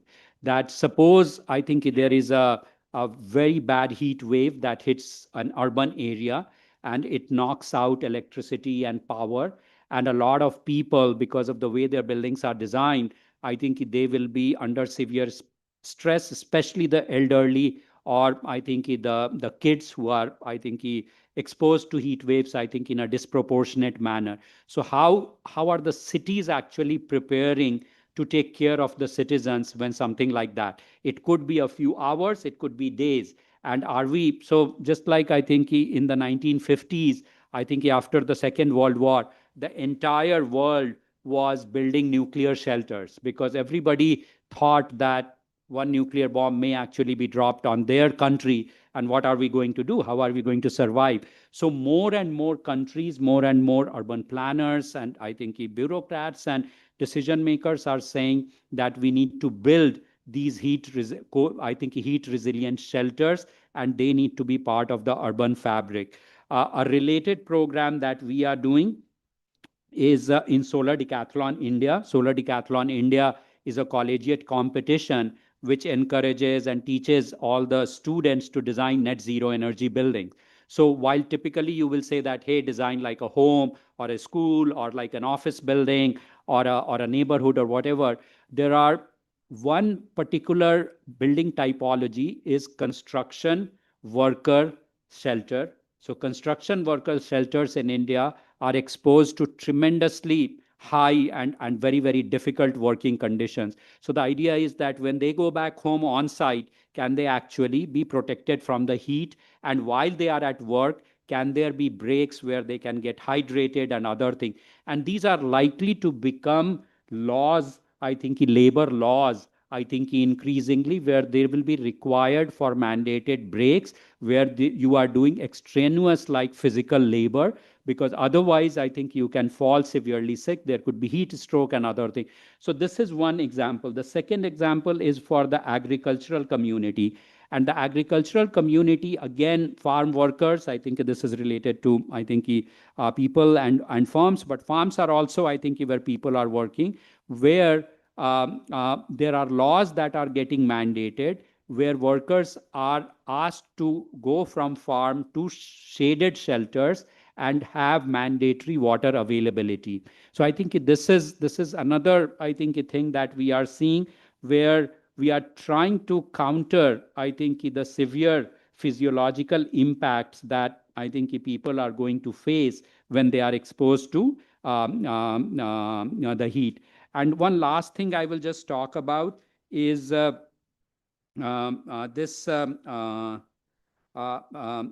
sticking to agriculture, that India is a tropical country, but India is also the second largest producer of horticultural products, fruits and vegetables. And fruits and vegetables are not cheap commodities. I think not everyone can afford fruits and vegetables in India. In fact, only like about 20-25% of the people can actually afford fruits and vegetables at a regular frequency.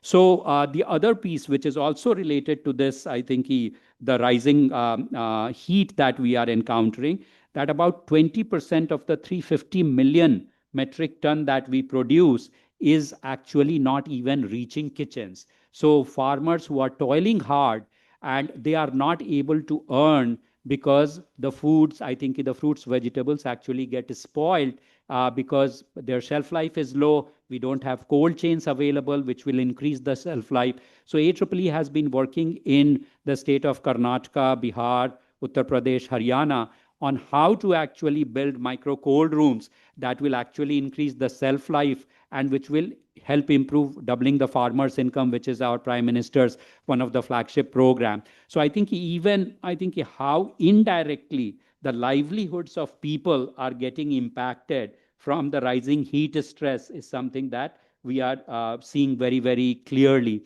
So I'm going to pause here. I think, or maybe one last point, we are working, since this is World Bank, we are working on a World Bank housing project. And one point that, Anjali, you were making, where you were looking at, I think, how from this green-blue economy, and I think that piece. So we were asked by World Bank to help design sort of like disaster-resilient, affordable housing. So it was not just climate resilient or heat resilient. And what we immediately saw, that the moment you bring in two disciplines together, so I think we have worked primarily from heat side, but we were asked to actually design from cyclone risk mitigation, from flood risk mitigation, where the building needs to be designed in a particular manner so that the structural safety is also ensured in some of these things. And at the same time, you want to mitigate it from the climate side. And the moment you have these interdisciplinary themes intersecting, the problem becomes more challenging. Because typically, I think we are working in our silos and we feel that's the most important thing. But the moment you bring in, I think, other aspects and this multidimensionality into, I think, the adaptation, the problem becomes actually significantly more challenging. So it was very interesting that how I think experts from the heat mitigation and from I think the earthquake mitigation and these people were interacting with each other and how the compromise was getting reached. So I think this is the kind of things that we have to do more and more, because disaster and resilience and climate adaptation and mitigation is not just one thing. It's a confluence of many factors. And the more I think attention we pay to this, I think the better off we will be. Thank you. Thank you so much, Satish sir. Actually, the last point I think sort of very interesting, because sort of let me correlate some of what you said with our experience also. So well, for a very brief period of time, we were also working on affordable housing in the state of Orissa. So the idea there was obviously slums are created, or you have all of these sort of squatter settlements and other sort of settlements created because these areas provide access to jobs, provide access to other sort of services. And people generally, even though they were offered actual formal spaces in terms of housing, etc., they were not willing to go because they would have to forego all of these sort of transportation and other sort of services that they had access to, but also because they did not like the housing. The housing generally for slum resettlement, I've sort of seen some of these. So they are so small, so packed together with no air, no light.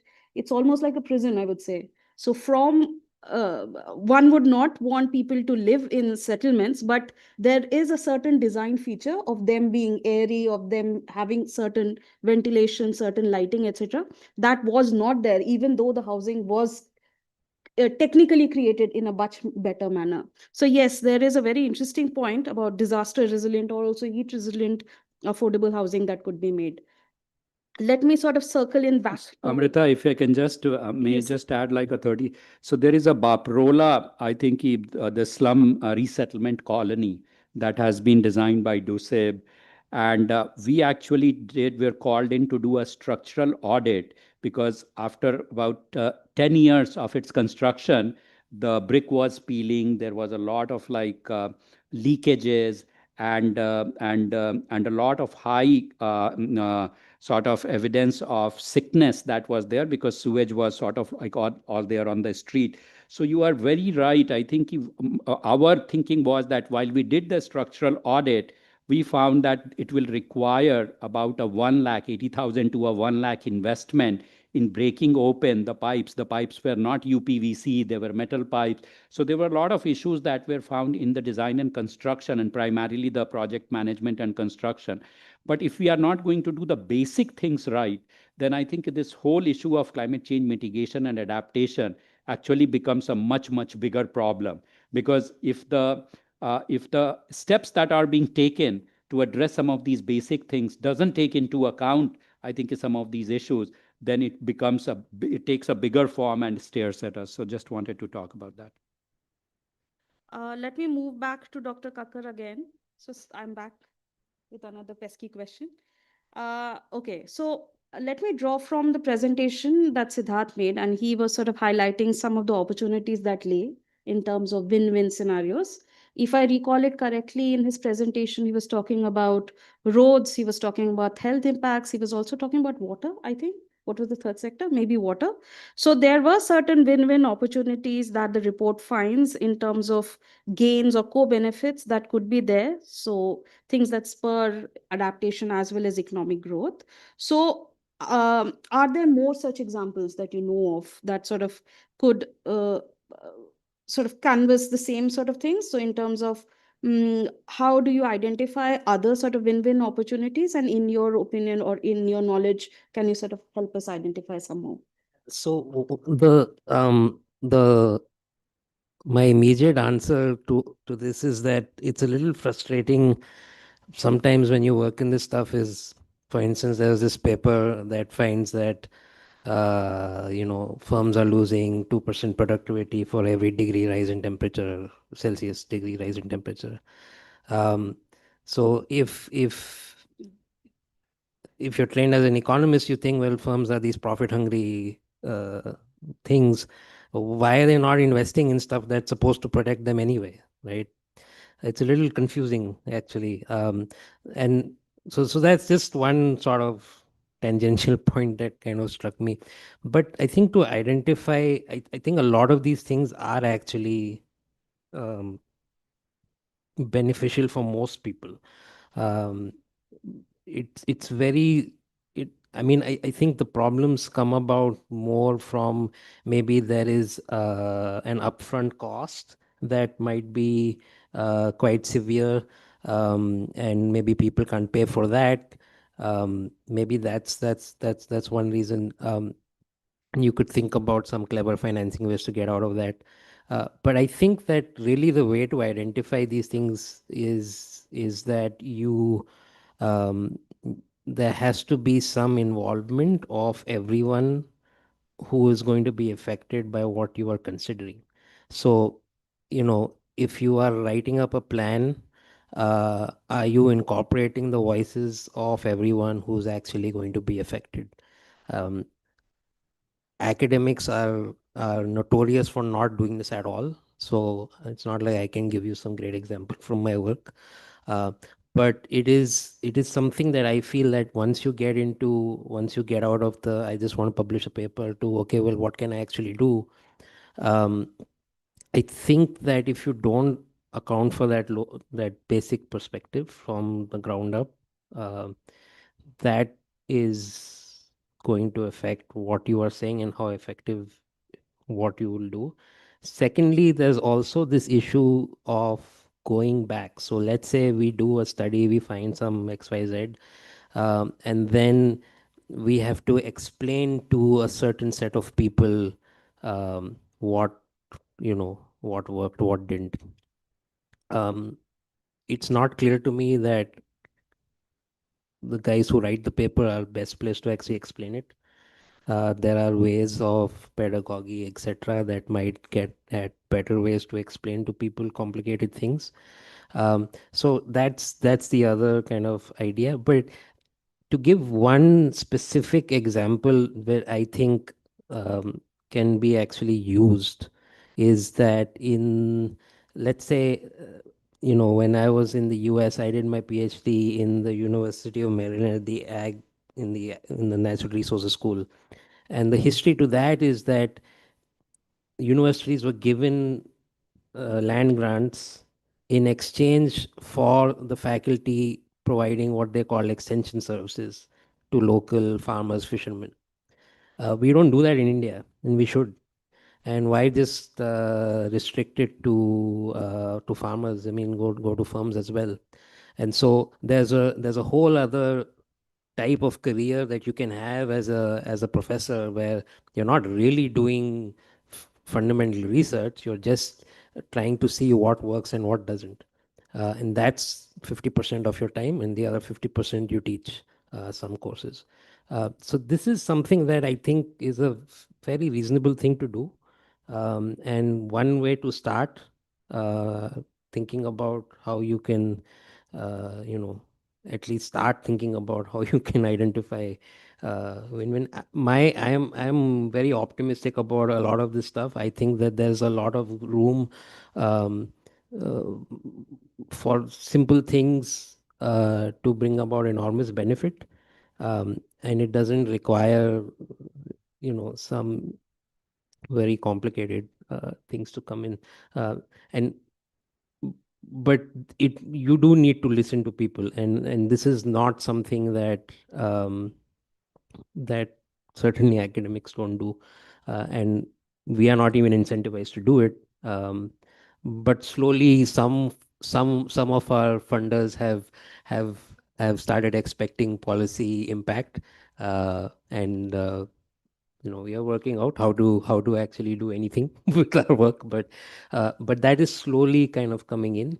So that's maybe one way to do it. People who give money, you should say, well, we want to actually see you accomplish something based on this, and give us some evidence. That changes what you're doing. So, but I would stress, get people who are actually going to be affected, they need to be part of what you're doing. Otherwise, you're going to end up with, houses that no one wants to live in. I mean, there's a separate about city planning in India, which I don't want to get into. But it's very clear to anyone who lives out here that our cities need better planning. I mean, that's not anything new to say there. But yeah, just talk to people. Okay, let me quickly add my 2 cents to this also, because I have the mic. So anyways, but the point here is that this is something, and this question is something that we also mulled for a very long time. So I think during my presentation, I talked about the fact that we are sort of doing our bit with respect to the preparation of the NAP as well. So there was this long debate on, is adaptation just simply good development? So what are the co-benefits? Do we need to cost co-benefits? Do we need a pure play adaptation strategy? This is a very important part of how the planning process needs to be. And there are questions. So I would say this is a very important question that needs an answering right now, because the way that we will determine a large part of our adaptation planning process needs to unravel the two threads. So basically development. So maybe this example of Manrega was made during Ruchika ma'am's presentation. So Manrega is nothing but a big story of co-benefits. So you have a lot of developmental projects that have adaptation to an extent at the center of it. So there are a lot of win-win strategies that one could recognize directly. But was Manrega designed specifically for adaptation? Probably not. It is just thing that came about. So while preparing a strategy, preparing a plan for adaptation, these two segments, how far they need to intersect and how can we plan better? Do they need to be in their silos is something that policymakers need to take a very strong call for. Anyways, now after this, let me, yeah. Just because you mentioned Manrega, I think really there is an immense opportunity to leverage Manrega for water conservation, land restoration, drought proofing, and also link the wages to climate resilience outcomes. So this is the way in which we can sort of strengthen and climate proof many of the existing government programs and government policies. It's really to think about how far. It doesn't mean creating something new, but just building on what is. Excellent point. So, Dr. Anjali, I'll come to you only. So when we were presenting, I think to a degree, we were talking about hazards. So at least in my presentation, I talked about hazards. So hazards is just the existence of a natural phenomena, threat, if you will. But the way that people are exposed to it or their adaptive capacity would vary. So suppose we're talking about heat, it would differ based on if you have an air-conditioned premise or not. If it is flood, if you have maybe your factory systems that are sort of fortified enough to sort of let the flood water not sort of come into the premise. So there are a lot of things that we can think about, but the point remains that the poor or the vulnerable sections are the ones who will be the most affected. So can you think of certain strategies, or how do you sort of protect these vulnerable groups from the effect? So what could you say could be some of the strategies to restrict exposure? Thank you for that question. So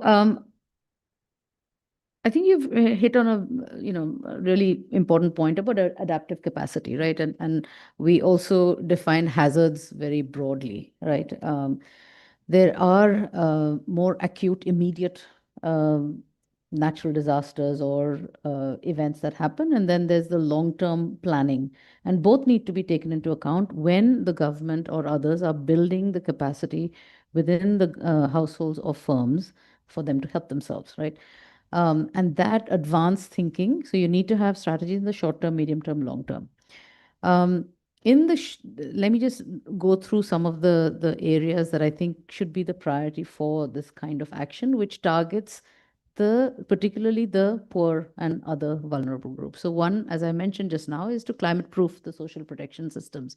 So Manrega is one example. You have the public distribution system, you have PM Kisan. So they already are existing infrastructure, is existing architecture in place.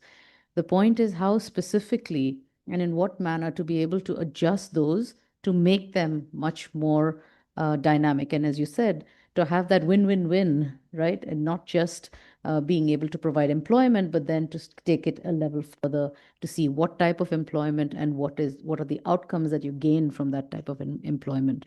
So also, make schemes like PDS or PM Kisan to be more shock responsive, trigger additional support during extreme weather events. So that's one part. Another one, as I mentioned earlier, is also, really scale up climate smart agriculture. Again, we're talking about a very large subgroup of farmers, and they are, again, not homogeneous. They differ across different states, but really how to look at prioritizing support for climate resilient practices. Now, this is a very specific kind of measures, but that needs to be catered to the specific context. So what works in Punjab may not work in Haryana, may not work in Western UP. And you have the medium to longer term concept about making those transitions along that transformative pathway, right? To say we are growing this now. So what kind of changes do we need to make to extension services? What kinds of information and knowledge sharing? I mean, now India's in the new age of apps and everything, and everybody's producing apps. So how to reach out to farmers through these digital technologies to give them very time sensitive information for them to be able to respond to that. I think targeting women is a particularly important area that I think needs to be thought through a little bit more. There are, of course, a lot of opportunities that women are starting to be included into local institutions, etc. But how to really make it gender responsive or gender sensitive strategies would be important. And then access to credit and insurance. This is again a way that you're helping them help themselves. How do you look at, the Pradhan Mantri Fasal Bima Yojana? How do you sort of integrate that into with, Aadhaar linked and sort of real time weather monitoring where the payouts are faster and automatic? Like how do we are in a new age now, and I think there's a lot that we can do because we have this kind of system where I don't have more than 10 rupees in my wallet because everything can be done through your phone. Also, weather indexed insurance for non-crop assets. I mean, we've been talking about agriculture, but it's also livestock and looking at the options for farmers, and then looking at things like enhancing the Kisan credit card coverage for sharecroppers, etc.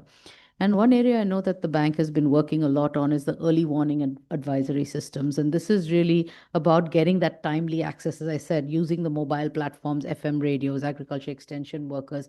We're doing some very innovative work in Punjab through our Prana project, which is working with this 150,000 farmers across 18 districts, and really looking at, how do you bring about not just that behavior change, but also timely information, because it's not that they don't want to act on it. Sometimes they just don't know. And that's what I'd made a point actually from the earlier thing about the belief in expert projections. It's about the knowledge and expertise also. It's not that they don't know. It's not that they don't want to do it. It's just that they don't know what to do exactly. And sort of infusing that into that whole agriculture research and extension network that is already existing in India is to bring in that climate context, that climate information. And then you can't talk about anything without looking at land and water rights. And that's a longer term issue. But, without tenure security, you have these poor households that are reluctant to invest in resilience because why? And then that's the poor. But on the other hand, you have states like Punjab where it's a relatively richer farmer community, but a lot of the richer farmers have gone away from India and they've leased it out to people who don't have that connection in the land, don't have the any incentive to invest, and are more likely to just burn the crop, right? Because there's no requirement. Thanks. So I mean, just to say that India has the institutional architecture, and you just need greater convergence across the programs, targeting delivery, and bringing climate resilience to the core of the rural development agenda. Okay, thanks a lot. I think before moving on to Satish sir, I really pity Ritika, who will be summarizing this discussion because there's a lot going on and a lot of excellent points being made. I don't know how she's going to summarize today's discussion, but anyways, let me move on to Satish sir. So my question to you is you work a lot with the government, right? So basically, there are strategies to maximize the effectiveness of programs, policies, etc. But let us move on to specifically the private sector. So, how do you convince them to move towards greater adaptive strategies? So, obviously, things can, or at least arguments can be made more so for quick onset impacts because they can see the disaster unfolding versus slow onset impacts. So, what policies do you think can encourage adaptation in private sector? Thanks, Amrita. Before I start, I think I just want to comment just a 30-second thing on the last question that how this adaptation thing is disproportionately impacting the poor people. But I want to give an example, I think, which is that not just poor people, but in general. And this example is from Miami Beach. And Miami Beach has multi-million-dollar condos. And what has happened over the last 10 years that the storm surges that used to happen like once a few years or maybe once a year, they have become like several times a year now. Okay. And there is a fear that just like I think the California fires have forced insurance companies to stop insuring houses. I think these are very, very expensive homes.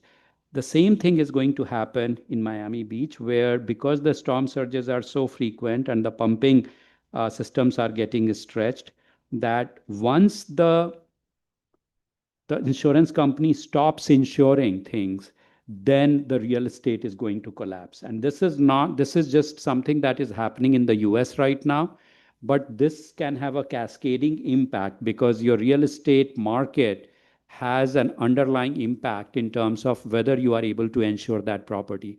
And climate insurance is becoming a major, major risk right now. And you were talking about private company. We were in discussions with the Lodha developers, and they were saying that they have land banks and they are doing a climate risk assessment of all their land banks. And already there are land parcels on which they cannot build now because I think they have become too risky. So I think this is having an impact across the board, in my opinion, because I think this thing is I think this changes everything. Coming back to I think your question, so a couple of things, and I'll give a very specific example on this, which we have faced in the work that we are doing in Uttar Pradesh. So in Uttar Pradesh, we are working with the MSME clusters, and the MSME clusters, these are also getting disproportionately impacted from technology upgradation perspective and other pieces. But one piece of legislation that has really caused significant amount of worry for the sort of like SME units, I think themselves, as well as for the government, is the CBAM ruling that Europe has put in place. This is like the cross-border adjustment mechanism. A lot of us are aware of this. Now, what has happened is that while we are working with, say, the brass cluster, which has like an export value of several thousand crores from going like Moradabad is like a well-known cluster. So the principal secretary of the industrial department, they called us and they said that what can you do? We are of course looking at many things, but what are some of the things that you can suggest? So our reaction was that, look, of course, this is a national level topic, and it's a pretty significant thing because I think it can really, I think, impact the livelihoods once you start to ask for disclosure on the emissions content of the product that is being made. But we also said that this is also in some ways an opportunity because I think how do you turn an adversity into an opportunity? And if you are going to, so for instance, what we did, what we proposed was that a lot of these brass sort of like artisans, they have very small furnaces, and their furnaces are in their homes. the air quality, and these are powered by coal. So the air quality is atrocious. I think this will not pass, I think many of the government laws for air quality. And so there was this thing that, okay, at a very rudimentary level, can we actually convert these coal-fired furnaces to natural gas furnaces? And we showed, I think, what's the monetary payback for this, which was fine. But the bigger piece, which is sort of something that we proposed, that is it possible that all the Moradabad sort of like cluster moves to a separate land parcel, which will have energy efficient like furnaces and I think hot water or steam supply, compressed air, which is a centralized utility, which will be a win-win situation for everybody. So this kind of thing, government is interested, but because people, we are dealing with people, they are not willing to sort of like have their homes here and their workplace about like 10 kilometers from their home, when everything else will actually be better. So I think this is the human behavior, the political economy, and everything that we come face to face when we are dealing with such complex problem. So I think in terms of what are some of the things that we are looking at, so we are working closely with the National Disaster Management Authority, which is of course I think the apex body here, and they are supporting the development of heat action plans and the three policy priorities, I think with high impact and short timelines that we could identify was that how do you mandate climate risk and related audits for industrial clusters in high risk zones? So, which is low cost, high reward action to spotlight vulnerabilities, because many of the MSME clusters, I think, are not thinking, I think, about these climate risks in a positive way. Then resilience linked finance. Many of these units are looking for financing. And if the finance is linked to, I think, how are you going to mitigate climate risks and other things, then they are more likely to actually undertake those kind of interventions. And also, the third is this microgrid investments for industrial parks, especially in the cyclone-prone coastal belts, which will ensure energy continuity and reduce downtime. So this is, and I think in terms of the regional best practices, India, of course, has this National Adaptation Fund for Climate Change, NAFCC, which I think which has a significant pot of money, but it's sometimes the paperwork and the bureaucratic process that dissuades people. So that probably needs to be improved there. Bangladesh also has a climate change trust fund, BCCTF, which is similar in nature, and Nepal has a local adaptation plans of action. So we think that I think countries have started to put some of these things in place. They are also starting to put some set aside funds and financing, but we still have a long, long way to go. I'll pause here. Thank you. Thank you so much, sir. So I think we don't have too much time.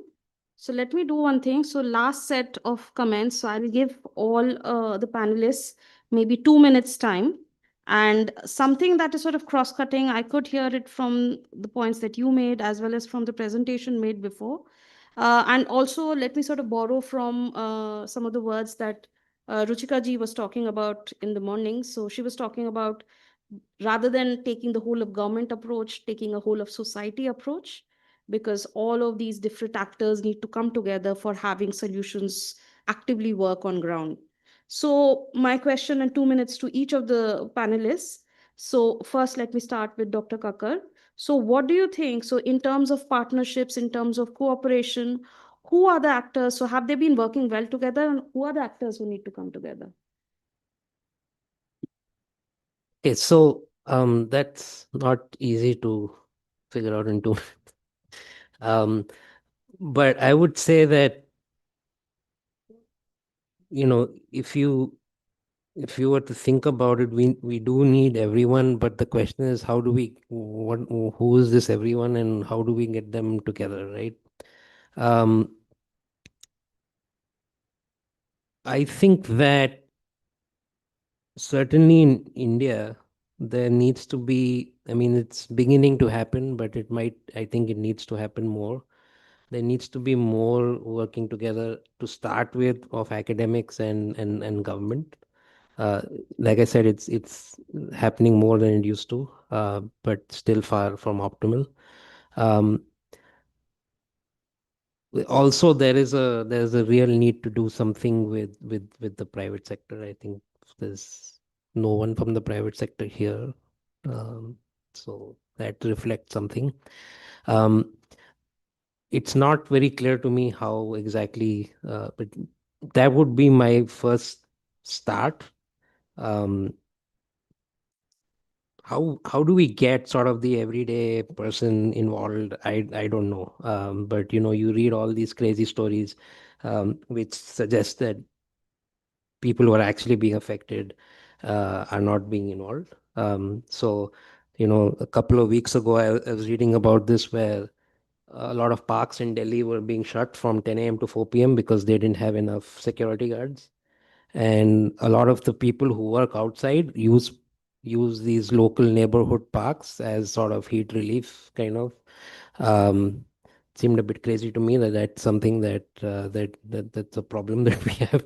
It seems totally self-created.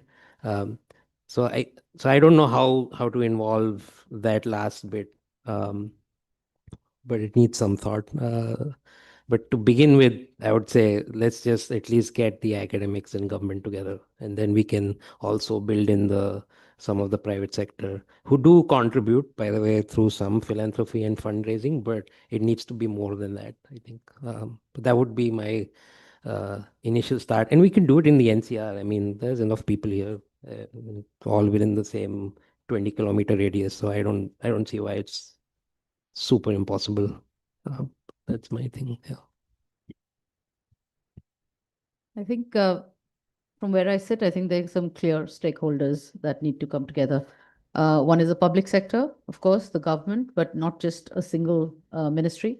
It is several ministries. So you have the Ministry of Agriculture, Ministry of Jal Shakti, you have, so you have the different ministries that have to come together, but not just at the national level, but also at the local level, because again, this is a, decentralized sort of what is called competitive federalism that we have. So you need to have that degree of understanding that there is that state level government and then you have the local level government. So that's on one side.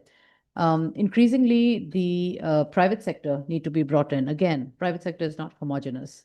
There's a lot of private sector in India that is spending financing through CSR, and some of the work that we've been doing is to sort of work in through collective action to bring together these different CSR money that is being given by private sector on doing some of the water work around river restoration, etc., to say how do we crowdsource that so that the whole is greater than the sum of the parts. And so that private sector is really important, not just for finance, but also for technology, for innovation, for a lot of the business models that come in. The third would be sort of working with the communities. Those are absolutely critical. You have to be there with the beneficiary because you can design something beautifully. And then when you take it down to the ground where it is to be implemented, whatever those actions are, whatever those adaptive actions are, it's not going to be taken on because it doesn't come intuitively. It's not aligned with the thinking and people don't have that motivation. And I think the last sort of stakeholder is an important one that Kanishk mentioned, which is sort of research in academia, because at the end of the day, India has an incredible number of technical institutions that are working not just on the scientific side of things. You have the IIT, the IIMs, you have the IIS, you have the Punjab Agriculture University. You have a lot of real fantastic potential here. What is happening is that they're not necessarily connecting together. How do you bring all these stakeholders together?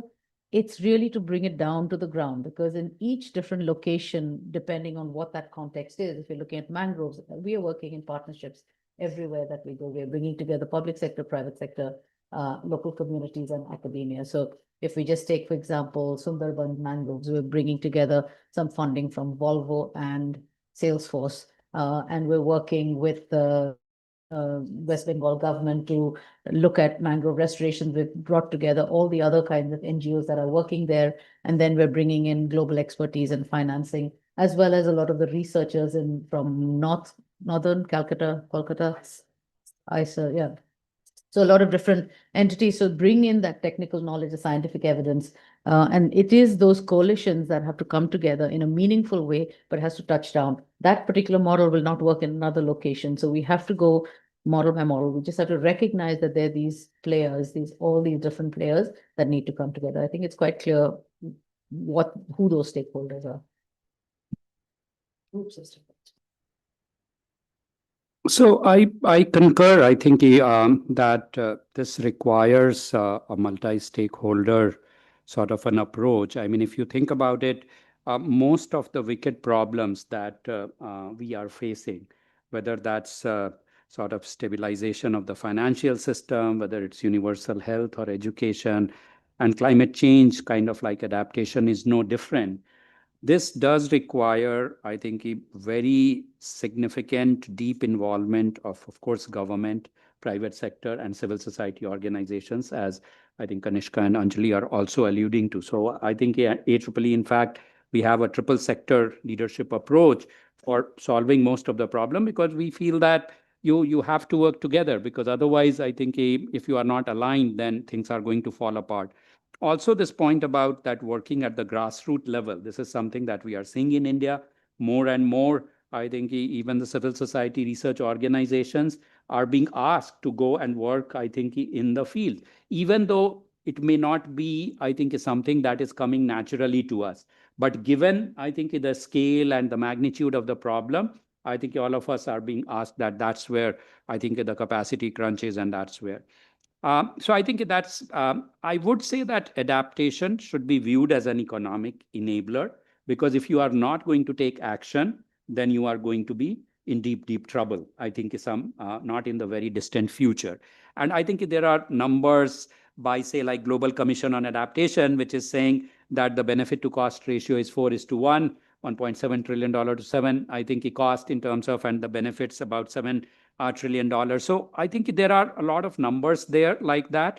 We all understand this. I would say that I think there is a fast sort of like pace at which government is also understanding and processing things. But because of the problem, I think it's so significant and so, I think, intense. It's sometimes they are also asking for help.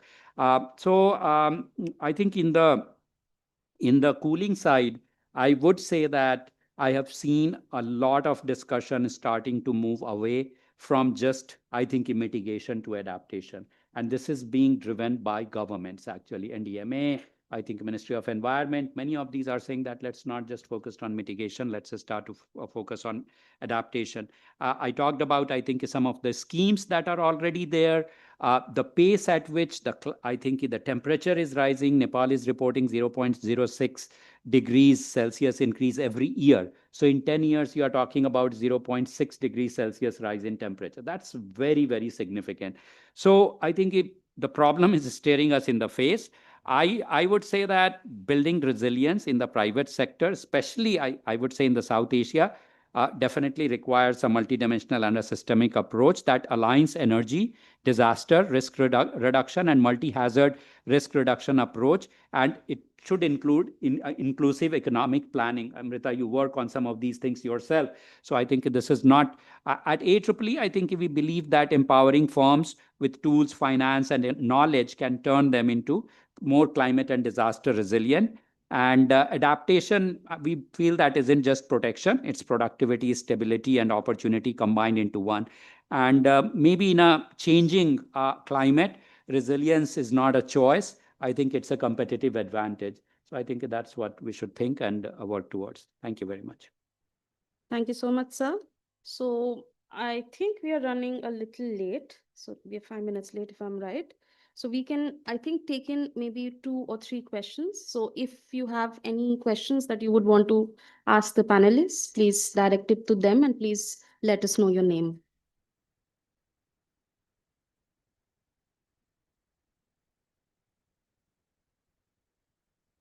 Yeah, Francesca, go on. Thank you very much. This is very one question for each. So, Kanishka, you started to mention it already that it's if there's so many double dividends, why aren't they happening, right? Because you would think that in a competitive environment, these things should happen.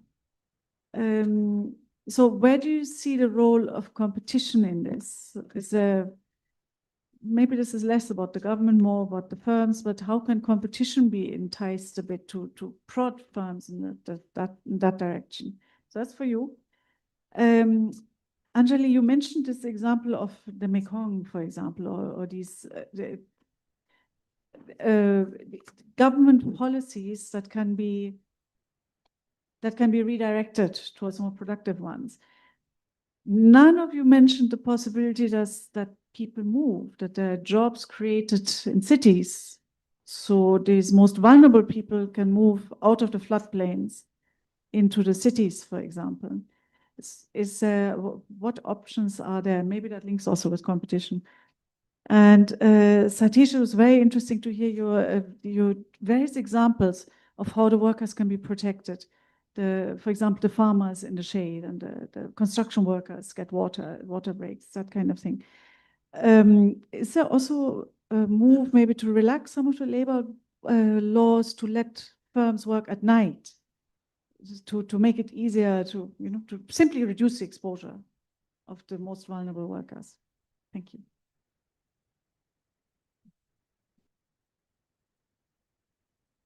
Do we have any more questions? Yeah, please, sir. Thank you. I'm Manoj from Nature Conservancy. So my question is to Kanishk.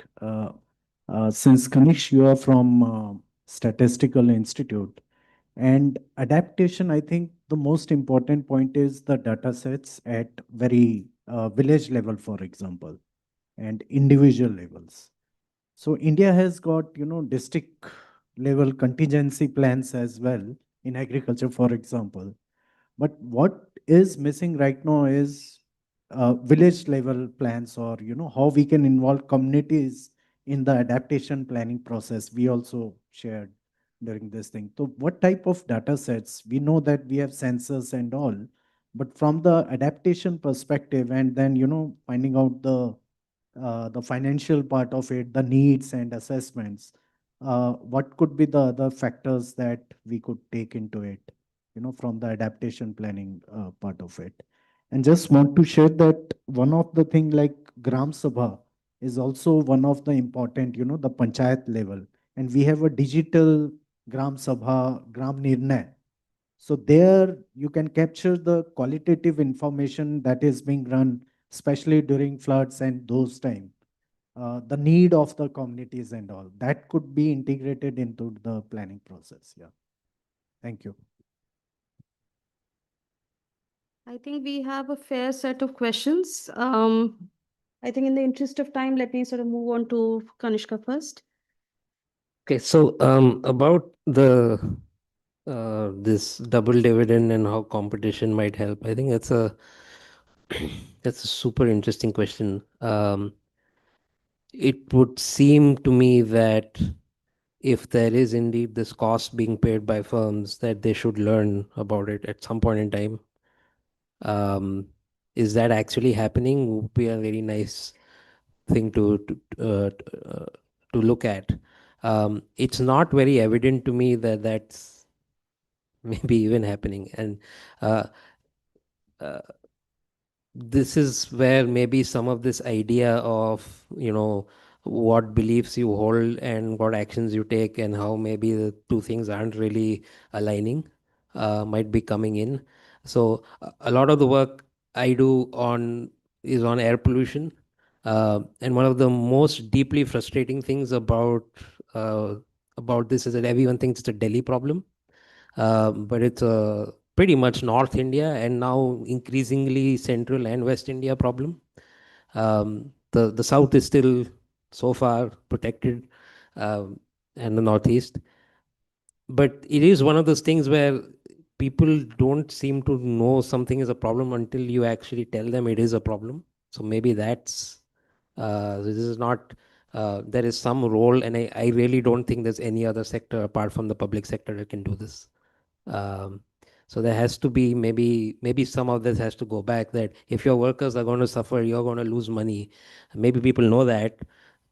somewhere, but you show them a number and maybe their behavior changes. I don't know.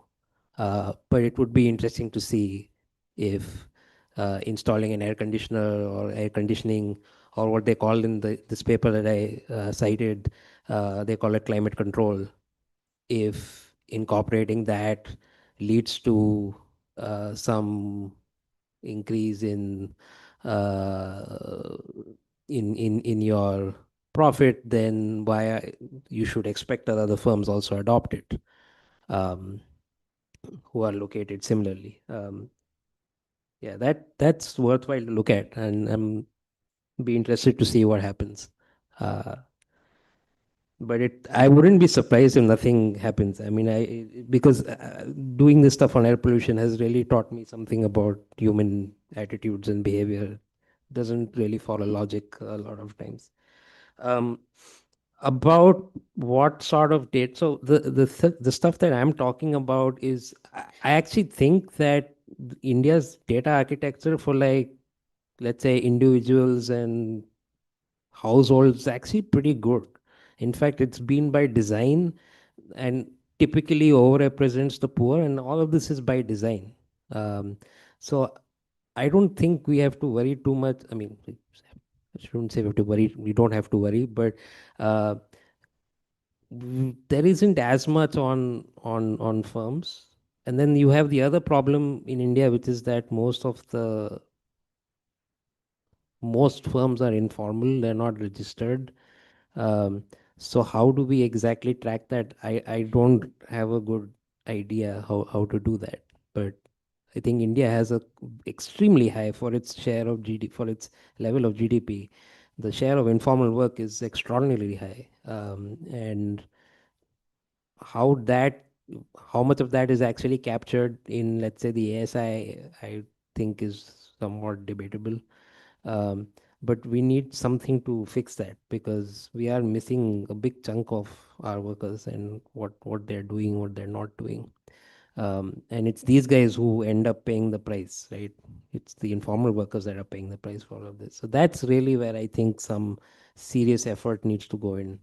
And we've done it, the institute where I am, the guy who came up with a national sample survey. I think it was the first systematic sample survey of a country in the world. So we've done it before, we can do it again. I mean, there's no reason to stop. So I'll stop there. Thanks. And you had asked about the Mekong Delta in particular, and talked about policies, and also asked about migration policy. So I think influencing government policy, again, requires a combination of things. You need to be able to build the political will. You need to be able to work with the communities, and you need to be able to bring the scientific evidence. Now, in the Mekong Delta, for example, we did look at migration policy also, but that is the business as usual. Migration, rural, urban migration exists. There was a movement, a strong movement from the rural areas in the Mekong Delta to Ho Chi Minh City, and that was understood to be the model.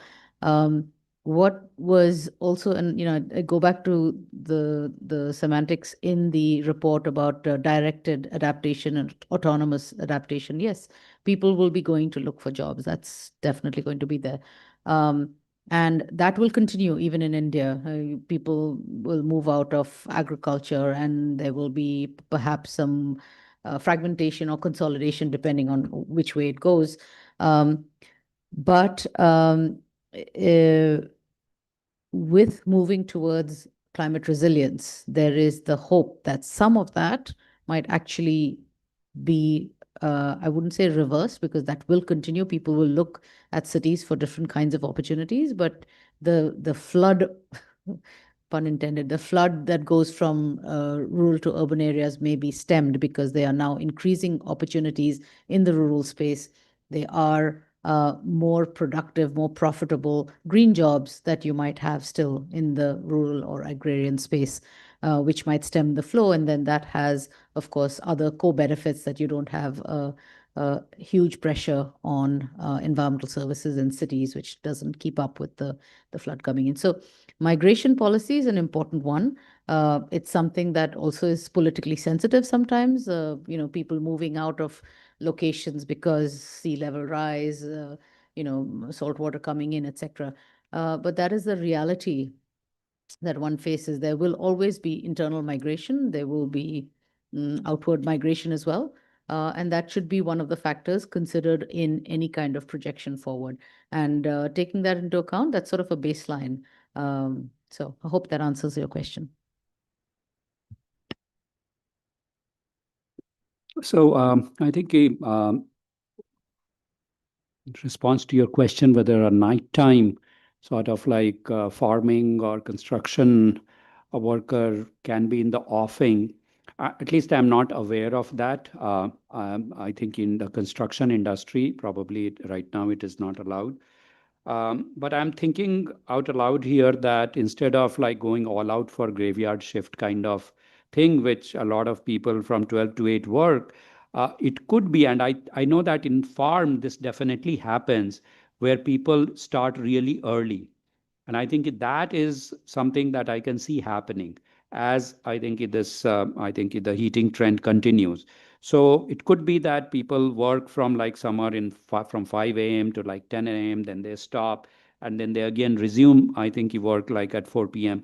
So this is also something that happens in really hot countries. Middle East has the siesta, and some of the Mediterranean countries also have this. So I wouldn't be surprised if something like that happens. Probably in agricultural sector, it is already happening. And I think I'll just add one thing to the other question, where what kind of data is available at the village or district level. One of the things that we are trying to do is that how do we use satellite image data to create a digital building stock of like at a district level, how much built up area is there, because wherever there is built up area there are people, and we have some information from our surveys on terms of distribution of the people, but how much buildings are there, where they are built, how high they are, that information to do it through survey is very, very hard, very, very expensive. So we have been doing this work, and we have been in discussions with NDMA and I think other Niti Aayog, and they are saying that this information, once this becomes digitized and it becomes available, then you can just overlay it with any kind of disaster planning or prediction and say that, okay, how many people, how many buildings are going to get impacted? And that could be a very, very, I think, a good way of doing budgetary planning or risks assessment and planning. So thank you. Thank you for the opportunity. Bye. Thank you so much, panelists. So let me now hand over the floor to Francisca. So for the last.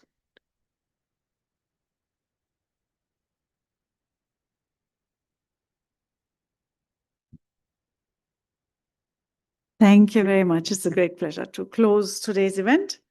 So on behalf of the World Bank, I'd like to express our sincere appreciation to each of you who joined today. The speakers, panelists, and the participants. Thank you very much for coming together to discuss climate adaptation and resilience in South Asia. Let me begin by offering a very special thank you to our colleagues at ICRIA. We really appreciate the partnership, and we admire your commitment to producing evidence for policy and to really founding policy advice on evidence. Thank you very much. We were honored by the presence of Mrs. Ruchika Dal, Deputy Secretary of the Ministry of Environment, Forests and Climate Change. And her remarks very nicely summarizes, we keep going back to this all of society approach that's really necessary. And that seems to be the secret to success in this. Thank you, Amrita. Thank you very much. Senior Fellow Thematic Lead at ICRIA. I'm sure everyone knows Amrita for the insightful presentation on loss and damage funding. It was actually a nice compliment to Siddharth, my colleague Siddharth's presentation of the various adaptation strategies with your firm level survey. So it's fascinating to see. Thank you very much. And a very heartfelt thanks to our panelists, Kanishka Kaka, Anjali Acharya, Dr. Satish Kumar, thank you very much. Each of you brought very interesting insights, and I hope I can weave some of them into my concluding remarks when I summarize the main messages now. And a big thank you, of course, to our colleagues at ICRIA, Amit and Anvi. Thank you very much. Where are they? Thank you very much for making this happen. Great collaboration.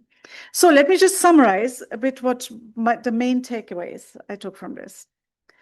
It's very clear, and that was also recognized by Ruchika, that there's limit. It's very clear by all of us know that South Asia is one of the most affected regions by climate change, both in the trends, which is what Siddharth, our research, has done, but also in the disasters, the hazards, which is what Amrita's research has covered, Amrita's presentation has covered.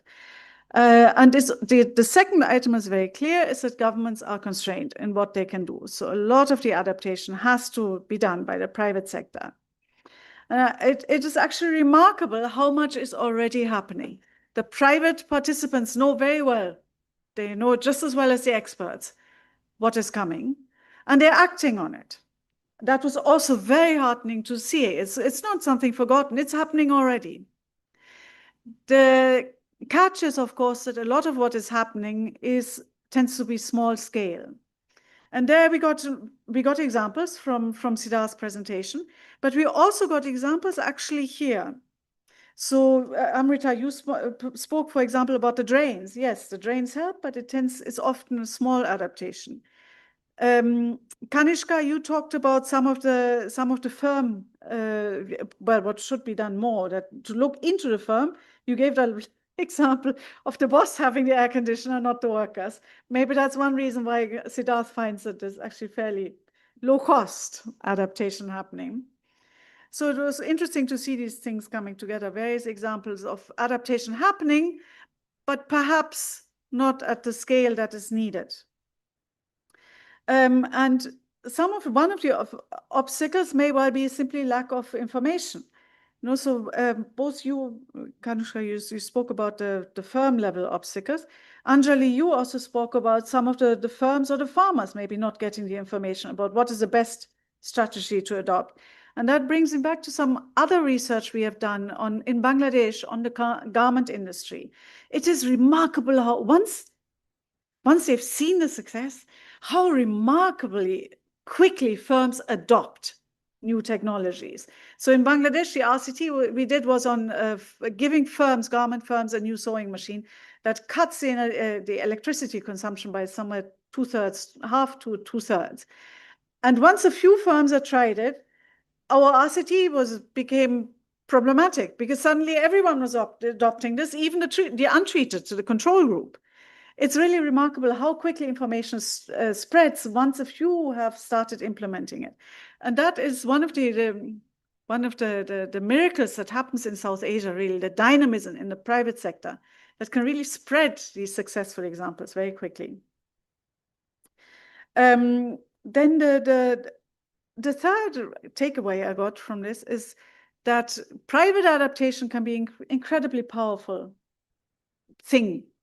It can undo much of the damage. So for example, in our estimates, it was about 1/3 of the climate damages that can be offset simply by private adaptation if the private sector is given room to adopt. So what does that mean for policy? Well, clearly it's about accelerating. Things are happening already on the ground. It's about accelerating the private adaptation. And there is a role for even cash-strapped governments. But we heard much more here. We had many more examples here. So, for example, Anjali and Kanishka, you spoke about the nature-based solutions and the extension services. This is, again, about technologies that are available. It's all about spreading them. Satish, you spoke about weather insurance. We have in our firm's household sample as well.